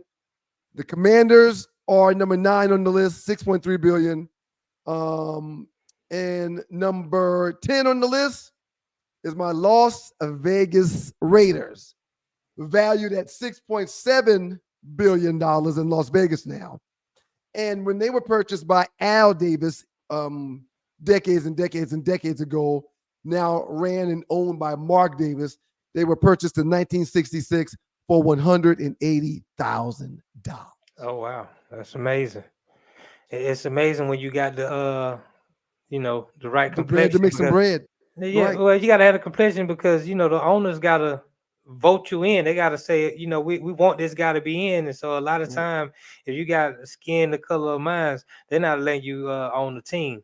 Right. And that's unfortunate. Right, The NFL need to be ashamed of themselves for not having any black owners. You can be a minority owner like Magic Johnson, but I'm talking about a majority owner in the NFL. It's been time to have that switch up. And there's been several people that's attempted to purchase teams when they have been for sale. Right. As a matter of fact, I'm sure they are very happy about their decision not to sell to this one guy, but take that. Really wanted to be a purchase. He wanted to buy the Denver Broncos when it was on sale. Well, it's easy to say that, but if you look into the closets of some of these owners, they're way worse. Well, Yeah. And They until ain't something they ain't got no video of kicking nobody in the head. No female in the head. Right. I mean, you got one of the guys who had a young girl at a massage parlor, but that's a whole nother That's a whole nother story. conversation. But I'm saying these owners are not saints. The Two Live Stews fueled by the good folks from Southern Edge. Thank you, Southern Edge. Thank you, Dr. Scott. We appreciate you, man. You do a lot for the crew and everybody. We really appreciate you, Doc. Check us out on the web at southernedgebeverageco.com. Scan that code, get that thing brought to your crib, straight to you. Tequila will be on the market or on the shelves real soon, as well as the Passion Berry Tequila, Southern Edge Limon, and the Sweet Tea Vodka that we have. That right there is the Salted Caramel, which is my favorite drink. We're going to read some chats, but before we read some chat, when did you have the Birds and the Bees talk with your eldest? He's 22 now. If you had that talk, please break that down to me real quick so I can get into my story. Well, I always keep 100. So I talked to him. So he probably like 8 or 9. You have these conversations, but they grow up creating a little pedophile, huh? No, you just you just talk to them about how life works, and things that you got to look out for and don't look out for. Do this, don't do that. Once you have that conversation at an early age, you can continue to have those conversations going forward without it being uncomfortable. So as you grow, he gets to a different level. First you got the little puppy love, and then you get into high school, you think you in love for real. So then you can transition to relations, but I think we may have lost the dread. I appreciate him, and he'll reboot and come back on. I'm talking about, he started talking to his son about the Birds and the Bees, which is what we're getting into here. He started talking to his son about the Birds and the Bees when he was 8 or 9 years old. I started thinking about that conversation with my sons when they were 8 or 9 years old. But for the last 5 years, dogs and poodles, folks in the chat room, Stewettes, I have dreaded having the Birds and Bees conversation with my boys. And I joke around with them. I'm the disciplinarian of the house. I'm the one that makes sure that they are being respectful. I'm the one that holds their feet to the fire when they do something wrong. I'm the one that fusses at them and tells them to pick up this and clean up that. That's me. But I'm very upfront and very honest with them, and I talk about life every single day. All right. However, as I mentioned, I was dreading ultimately having that conversation because I never had it with my dad. Welcome back, Nadi. You okay over there, man? Right, I had some technical difficulties. Okay, well, we're moving past where you were and what you said. Your approach is a whole lot different than my approach. You started talking to your son about those kind of things and those kind of situations at a much younger age. I'm very honest and forthright with my boys. We talk about a lot of stuff, but I'm the opposite of you. I have dreaded having the conversation about the Birds and the Bees with my sons. My dad never had it with me. I think he understood and gathered from my relationship with Doug, and he knew that Doug was in them streets, that maybe his older brother will go ahead and take that duty off my back. Okay? So for the most part, I learned by experimentation and television, videotapes, VHS tapes. Yeah. Magazines. Right. Playboy. Okay? So I have dreaded having that conversation with my kids. And I decided about 5 or 6 years ago that I'm going to have that conversation with them when they get into 8th grade. So last year, this time of year, I had that conversation with Miles. A week ago, I had that conversation with Mason. He starts his 8th grade year this year. Okay. Sir, it was like pulling teeth with Miles, because Miles is the kind of guy that he's as smart as a whip. There was no doubt in my mind that he already knew what it was and all that stuff. But he's the yes sir, no sir kind of guy. He's the I don't know, Dad. He's the kind of guy that, unless you're talking about music, hip hop, instruments that he play, or something that he's seen on TikTok, he's not really going to get into it. He's not really going to want to talk about it. He's not want to go, he's not going to express himself. Right. So when I talked about it with him, he was like, yeah, Dad, I guess this is the birds and bees things that I've been hearing about, huh? I said, yes, son. I brought a couple of props. I had a broomstick. I had a condom. Man. I said, I want to show you something, okay? When your meat looks like this and you're with her, you take this said condom, open it up, put it on, roll it down. Oh, okay? Yeah, you went deep. You went deep with it. And I ain't go that deep. Listen, and he was like, oh, okay. I didn't know that. Right. And I said, so what do you do when that happens, if that happens, Miles? He goes, Dad, I'm not sure, but I'm willing to bet you're about to tell me. I said, yes. Next prop, hot dog bun. Next prop, hot dog. You take this bun, Miles, which is going to be your counterpart, okay? And you take this hot dog, Miles, which is going to be you.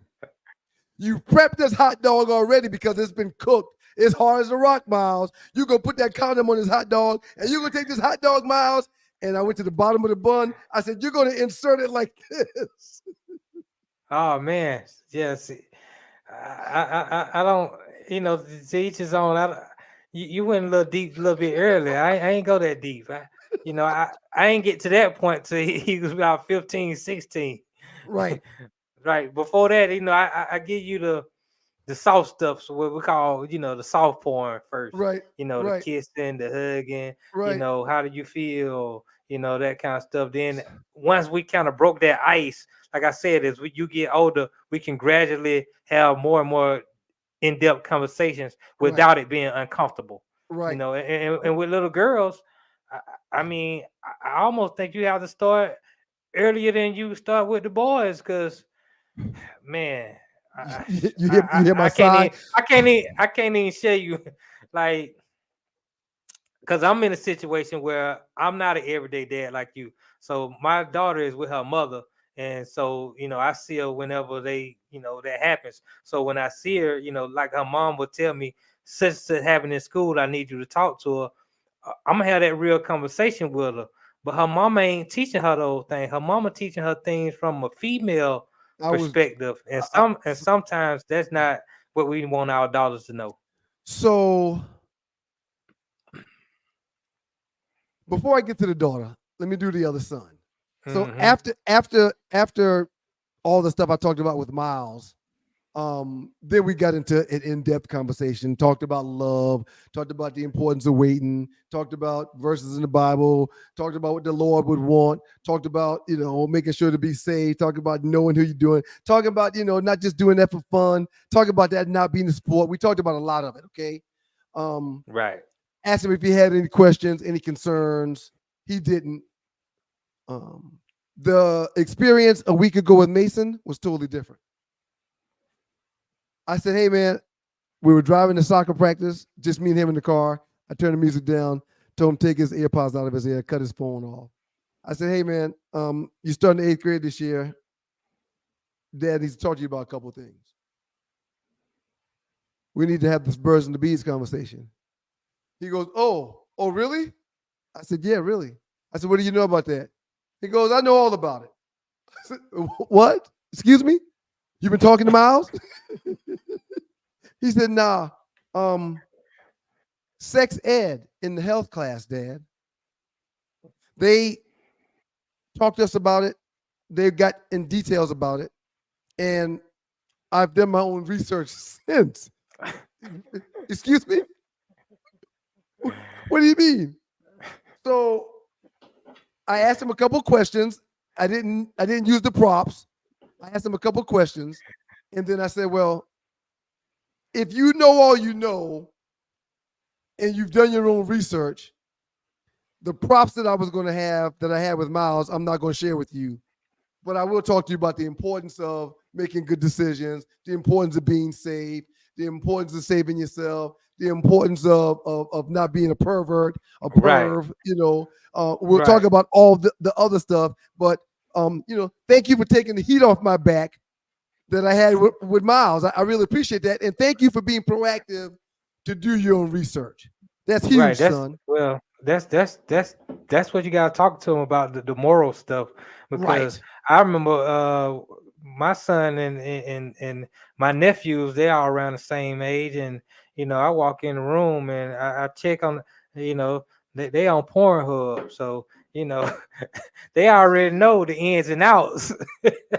Literally, they just need and outs. Right. They just need to understand the moral compass around it, you know. But this internet, man, these cell phones, and these children having cell phones at an early age, if parents don't monitor what they're watching, it's so easy to fall into some porn there on the phone. Shouts out to the lovely Ollie Michelle. She's in the chat room hanging out with the Stewies and the dogs and poodles.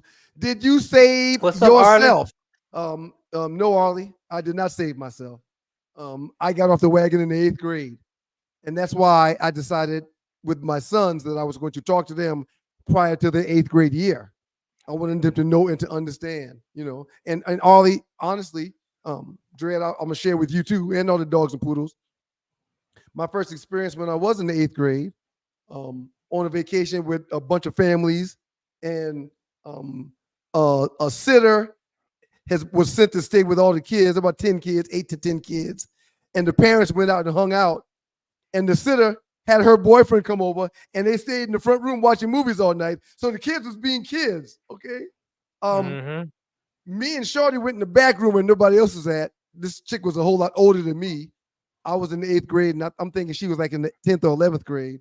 She didn't take it, but she coached me on what I needed to do because I needed to be coached at the time. Right. And when I tell you, I wore them bed sheets out thinking I was doing something. I didn't have carpet burn. I didn't have carpet burn on my meat. I had sheet burn because I was between the sheets and her butt thinking I was in where I was supposed to be, but I wasn't. So my first time was a huge miss. Okay? A huge miss. To the point where when I realized what I had done after she told me, dude, you know you ain't do nothing just now, right? When I realized what I had done, I went and started asking questions, talking to Doug, and did my own research because I didn't want to miss the second time whenever the second time presented itself. So that was my first experience, Ollie. You asked, I'm sharing it with you. No, I didn't save myself, but I do want and would really, really be proud and happy if all of my children did. That brings me to the second part. You mentioned your daughter. I have no intentions of ever having a birds and bees conversation with my daughter. Prayerfully, her mom will take care of that. Prayerfully, her mom will be around long enough to take care of that. And I'm going to be on the same page with mom to make sure that when she does that, that she shares that with me. So now I can come and reinforce things from the male perspective on the other side with my daughter. Right. That conversation is more like, don't do it. That's a conversation. Don't do it. Where did you learn that from? Because it's not like I'm introducing her to something or telling her something. I'm answering stuff that she already somehow knows. How do you know about this? Where does this language come from? Where you learn these things from? Okay, don't do that. That's a conversation. Don't do that. So yeah, I'm hoping that will be the extent of my birds and bees conversation with my daughter. I am not ever going to want to be the dad that has to talk to her about that. Now, if for some reason God says it is going to be you, then I'll do it. I'm not going to enjoy it, but I'll do it because it has to be done. But oh my goodness, I think at the end of the day, males and females are all humans. You know, we're human first before we're civil.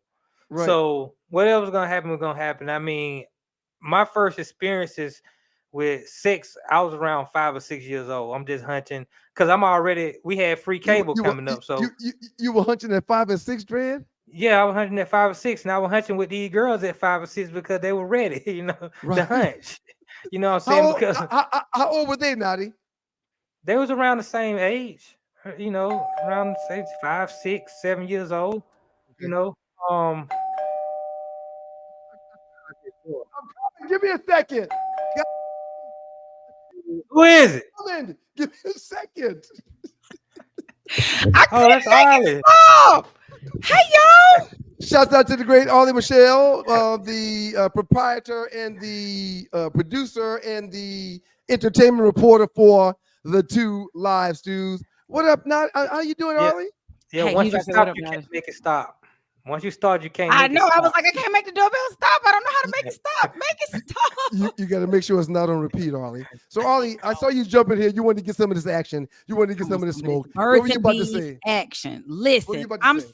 okay. So we ain't gonna talk about my experiences. We're not gonna talk about that. But I remember my first birds and bees conversation, 5th grade.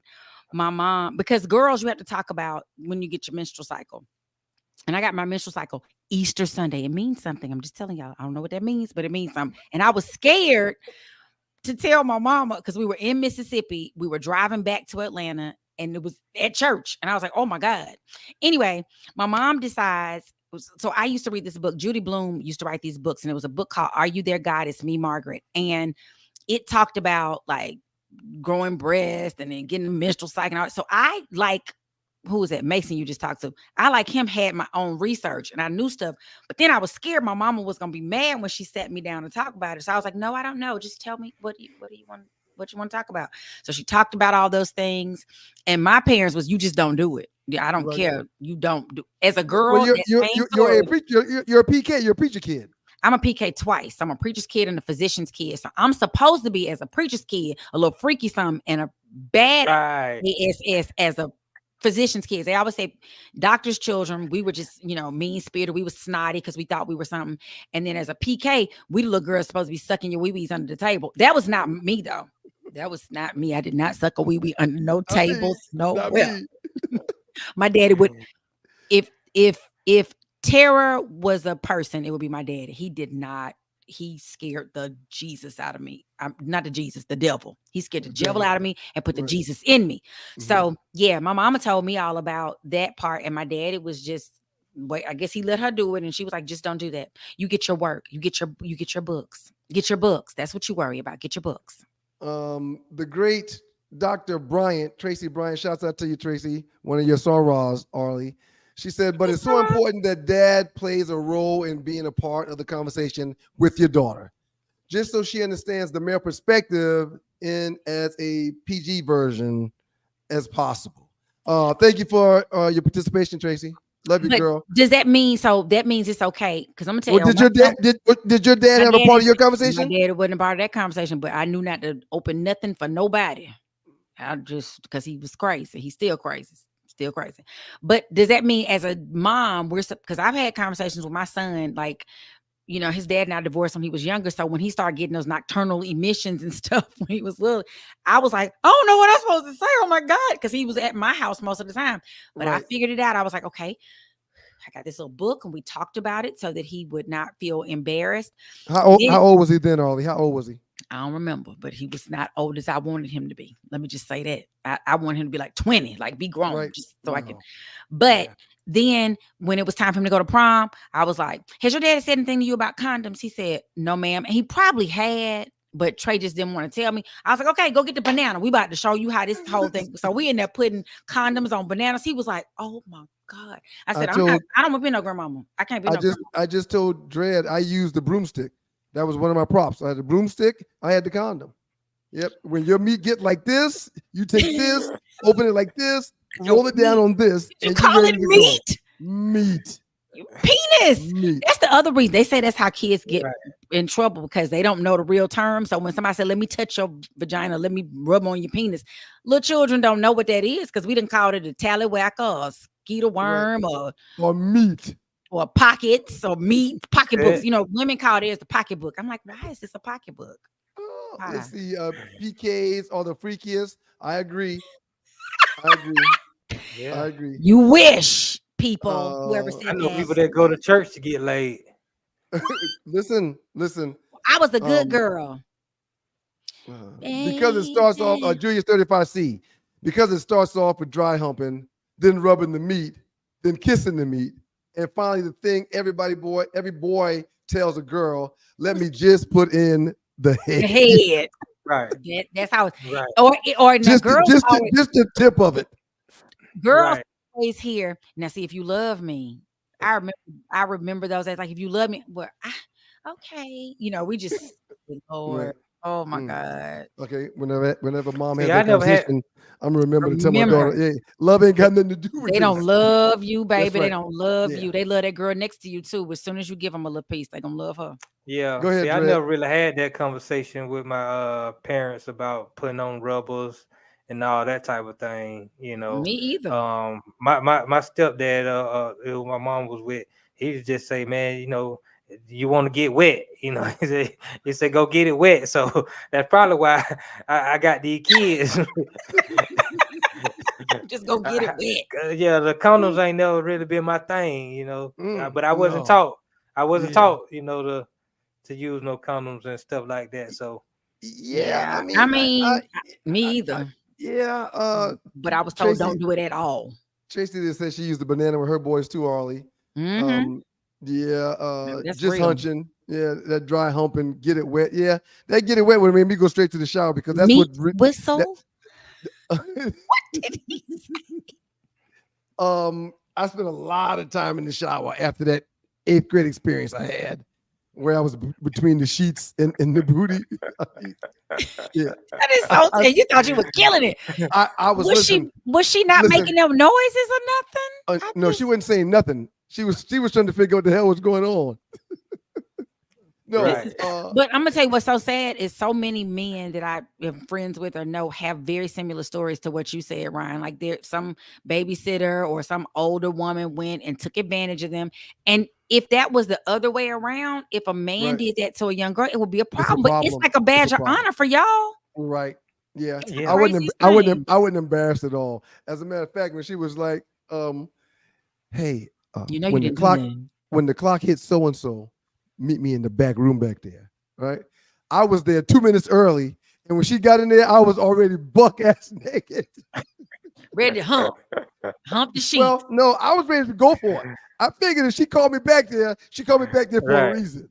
but And let she me, was like, "Oh, you did that quick, didn't you?" Yeah, I did. I was ready. this Come was the over second here. time you just did it No, once with her and messed it this- all this- up. I messed the sheets all up that one time.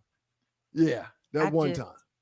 Yeah, bless your but the- heart. but the second time, I was ready. I've been practicing. Was it with the same girl? The second time? No, never saw it. Never got that experience again.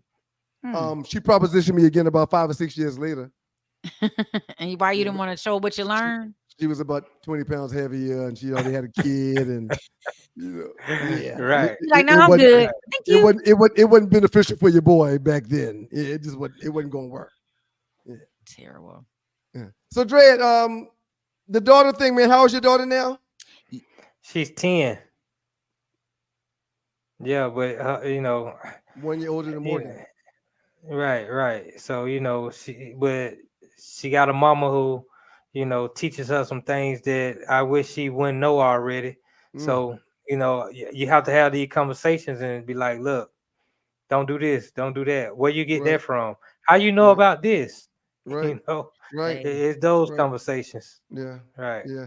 And being a dad that is very, very active with the kids, yeah, that's the one thing I'm not looking forward to is those conversations with my daughter. I just love her so much. I don't even want to think about things like that.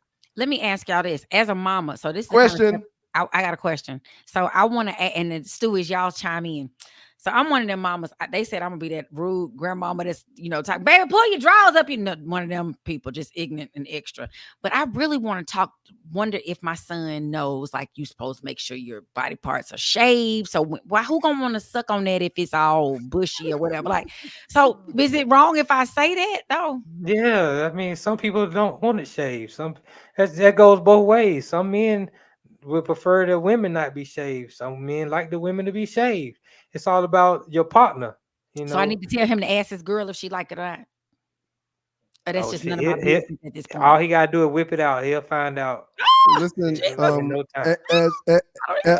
the infamous saying, the carpet matches the drapes. Yes, that's my situation. Yeah, I shave that thing quite often. I don't want nothing down there. I need to be able to see everything. And that hair be getting in the way. Yeah. This the after dark talk. Go ahead, Earl. I'm listening. I just wonder how far, you're talking about having conversations with your children and birds and the bees. And then once you get past that, like when does it get like, okay, now you're doing too much? Because I do too much. I will. Right. Well, again, I do it in a playful manner, but there's conversations that need to be had that they need to hear and they need to talk about. And I don't, other than the birds and the bees, I don't dread talking to them about anything. Yeah. Gallant Road Finest #2 says some chick gonna slob on his knob. Lord Jesus, just take me down now. Just take me down. That's a positive thing. No. And also, have you ever thought about your parents doing some of the stuff you do? Then your children. Yeah. Like, it's the reality of life. You never heard your parents before, Arlie? God, yes, I think I was traumatized, but I didn't know that's what it was. I was little. Let me tell.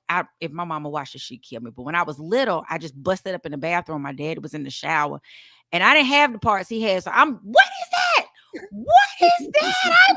What is that, mommy? And he just kept yelling, Myra, come get her. Come get her. And I just kept pointing and talking about it. And it was large, but maybe it was just large because I was so small, or maybe my daddy just packed it. I don't know. It was a lot. It was a lot for a 4 or 5 year old. I remember it like it was yesterday. Yeah. We don't hide our bodies around this house. We hide at a very young age. Whenever the kids would just come in the room or just come in the bathroom, we always acted like, it was, they can get up at any point in time and come out to the kitchen during the day, and I'll be in there bucket naked. And nobody's like, even Morgan, you let Morgan see all that? Well, I will cover up for Woogie. I will cover up, but it's not a shameful cover up. It's just like a respectful cover up. Right. Mama, I ain't getting no clothes on. Get out of here. Yeah. Mama, real quick, don't come in here. Give me a second. All right, now you come here in the corner and I'll go the other way so you don't see Daddy. Daddy ain't got no clothes on. But I don't want them thinking like it's a they shouldn't be ashamed of it. I mean, every single person in the world, the majority of us, got the same tools. Correct. Men look like this, women look like that. It's nothing that we should be ashamed of. And as a kid, my parents were the same way at the house. Nobody ran or hid if they didn't have clothes on when we came in the room. My mom would gingerly grab a towel or a robe and put it on, but it was never, don't look at me. That wasn't what it was. I just felt like I was going to entice my child. I didn't want no Oedipus, nothing going. I didn't. Well, we're human. And sex is all these wild. What'd you say? Right. Sex is organic. All these wild. It is. It's organic and it's natural. Right. And it's natural. And at some point, as you grow up, you realize that I was born and the stork didn't bring me in. So my mama had those legs open, and there was a man, who was my father. He had to do some stuff to her and put something in her for me to be blessed to be here on this earth. So my parents had sex twice. That's all I can come up with. My mom and the Virgin Mary are the only two that conceive without being inserted. Junior 35C said Ryan walked around the house like Melvin from Baby Boy saying, "You want some eggs?" Well, that's a hilarious scene. ASS out. Just look back at it. That's how. Ollie, thank you for coming out. We really appreciate you stopping in. I was working out, guys. That's why I don't have on earrings. I was working out. Good for you. What did you do? You can see too. You don't got glasses on and nothing. I know. I can't see. I'm just guessing where y'all are. And she ain't got to read nothing either. What was the workout tonight?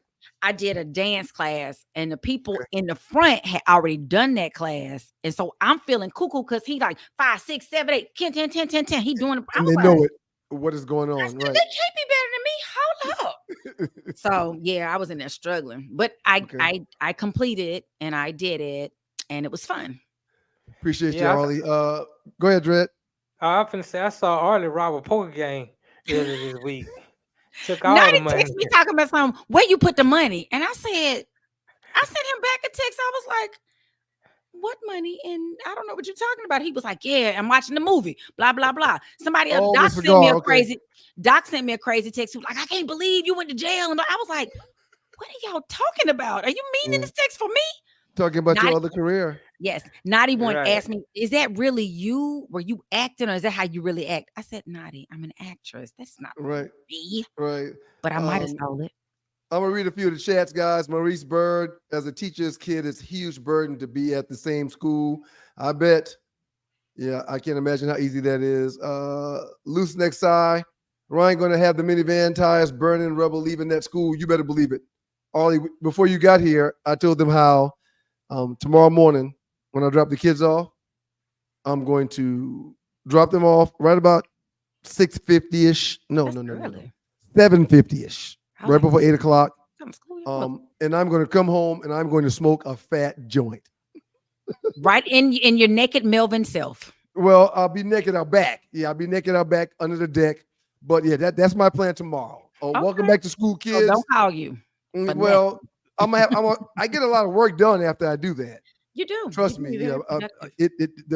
I found the perfect strains for what I need. And if I need to be on a communicative level, I do that. If I need to be on a chill level, I do that. If I need to be in a grind level, I do that. So tomorrow morning, I'm going to come back and grind and get a few things done. Melvin. Melvin, you want some eggs? Dr. Chandra Nicole Hosley. We're stationed in Japan. School begins for us next week. Can't wait. I'm happy like you, Ryan. I am very happy. There's nothing more in life that I love other than God. My kids. I mean, this is at the top of the list. But my summers are long because I'm with my kids every day, all day. Okay. So, I hadn't played much golf this summer if I wasn't on the road. I hadn't been able to go out back and light the fire pit and enjoy a cigar or a stick. I haven't been able to do that because I'm on daddy duty. And now they go back to school, so daddy duty takes a break. Loose next eye.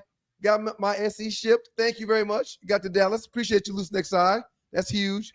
Southern Edge Beverage Company. We appreciate that. Take a picture and post Taste the Edge on social media. Loose Next Eye. Ramiro Head. Yes, sir. 2 boys, 20 plus, no kids. Daughter freshman in high school, and the talk this summer. Okay, Ramiro. Good for you. And it's huge for your boys to be that old and them not to have kids to this point. Mr. Big Play Bray. What's good, my guys, Naughty? She was 265. Y'all back on the big girls. Well, wanted a baby too. She wanted a baby? She wanted a baby. I can't give her a baby though. I just can't do it. Julius 35C clearly talking about Kirk Cousins, that Achilles is not fully healed. I don't think so either. Andre Alexander, I wish the Skins would got Kirk back. Dude did damn good. Yeah, Kirk Cousins he's a player. There's no doubt about it. Let's see. I read so many of yours, Julius. I got to give somebody some run. The minute Kirk Cousins throws a few picks, the fans will be chanting Penix Jr.'s name. No doubt about it. Let's see. Andre Alexander. When it's all said and done, Kirk going to be the top 5 most paid quarterback ever. No question. For the next 2 or 3 years. But the way the numbers are going up, these kids now, their deal is $230 million. And they're 4th or 5th year players. They're going to have 2 more contracts in them. So do the math. You're talking about these guys are going to be at the bottom of $1 billion after their careers if they play 10 to 12 to 15 years. Right. It can't help but matriculate just like that. Kirk Cousins was the first quarterback I seen that got a fully guaranteed contract. And after that, it set a trend. And now these guys are getting a lot of guaranteed money on their deal. Right. So shout out to Kirk Cousins. Love got paid after 2 years. Yeah, Andre Alexander. Love really got paid after 10 games. Because that contract he got is all based off of the last half of last year, which was 10 wins when he was on fire. And, now he's making 50 a year. Opinionated reality. The Falcons were just in this position with the Mariota and Riddler. They just upgraded the talent with the stopgap and the future. Agreed. Pretty much the same thing that Dred was saying. Cornell failed. Talk your talk, Naughty. Doug gonna mess around and get Wally pipped. Laugh out loud. Andre Alexander, is Aaron fully healed in the Jets? It looks like Aaron Rodgers' Achilles, because he and Kirk Cousins both had the same injury. Kirk Cousins' injury just happened later in the season to Aaron Rodgers. So Aaron Rodgers has had more time to heal. He looks better to me. Oh, he looks good. He's moving a whole lot better than Kirk Cousins is. Uncle Jam Cannon, is Prescott a top 10 quarterback? Yes, the hell he is. Yes, the hell he is. And he's nice, people. I've met him. He's won 13 games a year for the last 3 years. He's thrown for right shy of or right above 5,000 yards for the last 3 or 4 years. Yeah, he is a top 10 quarterback. Now, would I want him as my quarterback? Not over another 8 or 9 other guys. Maybe but he's the top 10 quarterback for sure. Somebody gonna take him. It ain't gonna be San Francisco. Yeah, they happy with Brock Purdy. Romero Head, the world knew Penix. Nobody knew who Mahomes was. Good point. I knew Mahomes was coming out of Texas Tech, though. Imagine KC fans' anger moving up for someone not familiar with. That's true. Very good point. Loose neck side, Caleb Williams' first game in Atlanta. He headed straight to Lenox Mall. Oh, that's short. See, that's probably true. But again, okay. One thing I don't do is call somebody gay without knowing, or call somebody a pedophile without knowing. Well, I mean, because you go to Lenox Mall don't mean you gay. I've been in Lenox Mall plenty of times. I used to work the up there. Insinuation is something that you everyone didn't call knows. him that, though. It was an insinuation. We can't go off You're right. insinuation. The man You're going right. to Lenox Mall to He get just- he went to some Lenox to fingernail go to the- polish. he went to It go to don't mean he Neiman. gay. He Right. went to Just Neiman. because you go to buy some fingernail polish don't mean you gay. Andre Alexander, It's just loose and the silly. fastest man in football ever, Dow Green. Michael Jenkins, mom ain't going to save him on Sundays. Talking about Caleb Williams and Naughty's comments earlier.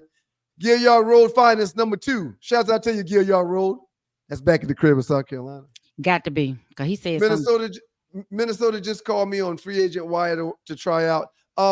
That's another thing about Jordan Love. He got a tough conference now. He got Green Bay and he got Detroit.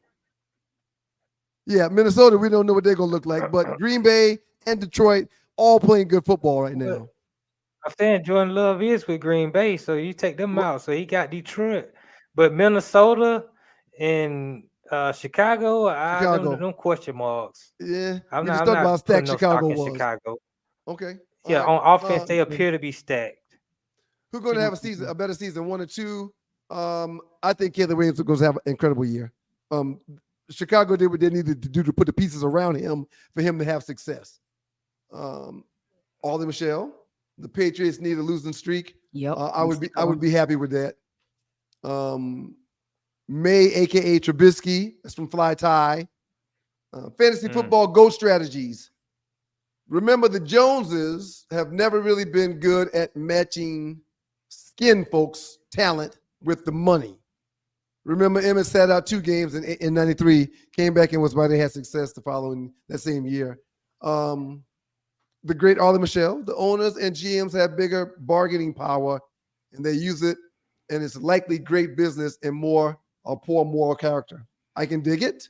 That's why they mess with Dak and them other people in Dallas. JY3 said, damn, Ryan, Oscar Mayer. Yes, I use the weenie as a prop while teaching my kids about the birds and the bees. I had a room full of props. And that's another thing I didn't do. Moving. I slipped the weenie in the bun, right? Right. Let's not just say I slipped the That's weenie not in how the that bun. even goes. Okay, but I didn't do this with the bun. I just put it in like that. So I'm Right. certain that my kids are literally going to hold that thing in there. Like a dog would. Right. You know, the dog just put it in there. He just stay in there until he Well, finished. Well, that'll do them They good. get stuck. That'll do them good. Right. They ain't gonna Right, let you know, oh, bless their heart. They Because don't have no women. when you the quicker you get with that thing like that, man, boy, explosion coming. Julius 35C, 140 million for a team that hasn't won nothing since Clinton was in office. The value of the Cowboys is due to free advertising on these sports shows. Yeah, well, Jerry's brilliant. It is what it is. Tracy, these girls no more than boys. I agree. Oh my you, God, Doc. they fast. They so fast. Yeah, these girls real fast these girls days. is fast. I told Morgan today when I picked her up from her locker thing, when she put together her locker, Mama, come on, baby. Did you have a good day? She said, yeah, Daddy, I did. I said, did you enjoy setting your locker up? She said, yeah, Daddy, I did. I said, okay, you listening to Daddy? She said, yes, sir. I said, don't ever wear those shorts again. Don't ever wear those shorts again. Daddy's my favorite shorts. I don't care. You can wear them around the house, but you can, shorts was so damn tight. I don't know if my baby was able to breathe. Yeah, it's hard. You were breathing real good. You know, they got these girls rapping now and the videos, and it's Twerking. It's a lot of Yeah. female role models. Yeah, I watched the BET Awards when my daughter went to bed. I didn't start it while she was up. Loose Neck Side, Old Boys Club. Them owners know exactly what they're doing. Talking about the owner conversation we had earlier. Once Miles see them cheeks in high school, he's going to want to have that conversation again. I hope so. I really do. And high school starts tomorrow. Yeah, we got to be careful with the cheeks that he see around here, though. There's not going to be a lot of cheeks around the school he go to. You'll have that conversation tomorrow. Leon Phelps was born Loose Neck Side. I don't know if you know, but back in the day when we were on the Two Live Stews on radio, I was the Leon Phelps of Sports Talk Radio. You know who Leon Phelps is? Is he Michael Phelps' daddy? No. There's a movie where this guy was a real player, and his name was Leon Phelps. So what's I the was movie? Leon Phelps of Sports Radio. I'll look it up and tell you. I'm gonna look it up. Ramiro Head. That mean you technically was still a virgin, Ryan. Well, yeah, I guess I was. You were. Yeah, That's because cool. I didn't get anywhere near the Newtsy. Right. It was all sheets and butt crack for me that first go round. But when I tell y'all I wore it out and it was a strong 10 seconds, I'm dead serious. Poop, poop, ah! Right. It was just like that. I was like, oh. And she was like, no, you didn't. I said, oh, I did. I'm sorry, I wasn't supposed to. It Like, was I like, was supposed to. Tell me what to do. Dude, it's on the bed. You're like, oh. It wasn't in me. Still wondering how you magically walked up on a cell phone in prison at Arlie. He's the movie. But you know, in prison they had cell phones. Somebody left true. one for me. I was a baller. Yeah. I was in I don't know what game I was in. I stole somebody's money, but I didn't steal it. I mean, just everybody keep thinking I stole it. I didn't. Which means you was in the hole though. I was in the hole. He was in the hole. Right. Fantasy Football GOAT Strategy said, Stu, how was that conversation with Jorge? Ollie, that's another story from old Two Live Stews. Right. I don't. We'll get into this some other time. Right. Listen, y'all, man, we appreciate y'all hanging out with us, man, on this pop-up. Hopefully we will do it again sometime this week. It's just Tuesday. We're coming to you live Thursday morning at 7 o'clock. Two Live Stews, youtube.com, Two Live Stews, facebook.com. But we should be able to fit in another pop-up because I think you guys enjoy it and we enjoy it too. Trying to give you more. A+ to your dread. Appreciate you for pulling up, man, and hanging out with me. Arlie, thank you for bringing some estrogen to the table for your boys. No. Yeah. Coming in after you got your workout on. Thank you very much. 33-year-old Arlie. Yes. Naughty knows. He's smart. Naughty is the smartest one in the group. Everybody in the chat room, thank you. Now to get us a little music going out, man. You're supposed to be doing your job, man. Oh, yeah. You know, sitting back enjoying the show, man. You You're still working. Ryan Stewart, you got an A+ too. A+ for Ryan Stewart. Crying Ryan, A+. Right. Definitely A+ for Red Ryan. Sheet Ryan. Bed sheet. Melvin. And let me and tomorrow at 5 p.m. tune in to the No Show. We got some controversy that I love it. that I got to report about. Some real controversy, and I'm gonna need people to chime in. Let me know if I'm wrong, if I'm right, or what should I do going forward. I'm glad you did that. Y'all, again, talk about the show that y'all will be doing tomorrow on the Two Last Dudes Media and Entertainment. Y'all go ahead and talk about it real quick. We have the No Show for all the know-it-alls out there. Come and join us at 5 p.m. We're still checking and testing times. So let us know how you feel about the ride at 5. The Know It Show with Nadi and Arlie. All right, some truth's coming. Right on Stewart Media Entertainment, YouTube, Facebook, everywhere, y'all. All social media platforms. Some big things coming along with that, too. Yeah, we're expanding the team, so we'll be doing a little bit more. Trying to build this thing the right way, trying to create more content, trying to also build a platform for more shows and stuff. So everybody in the chat room, thank y'all, man. Thank y'all very much. God is good all the time. And all the time, God is good. If you don't know him, you need to find him and show him love. That's all he's showing you. Nothing but love. Thank y'all again, man. Oh, really appreciate it. Thank the good folks from Southern Edge, too. Shout out to Southern Edge. I'm about to go get me a cocktail right now. I, too, will be having a cocktail. Peace, y'all. Peace and blessings. Love y'all.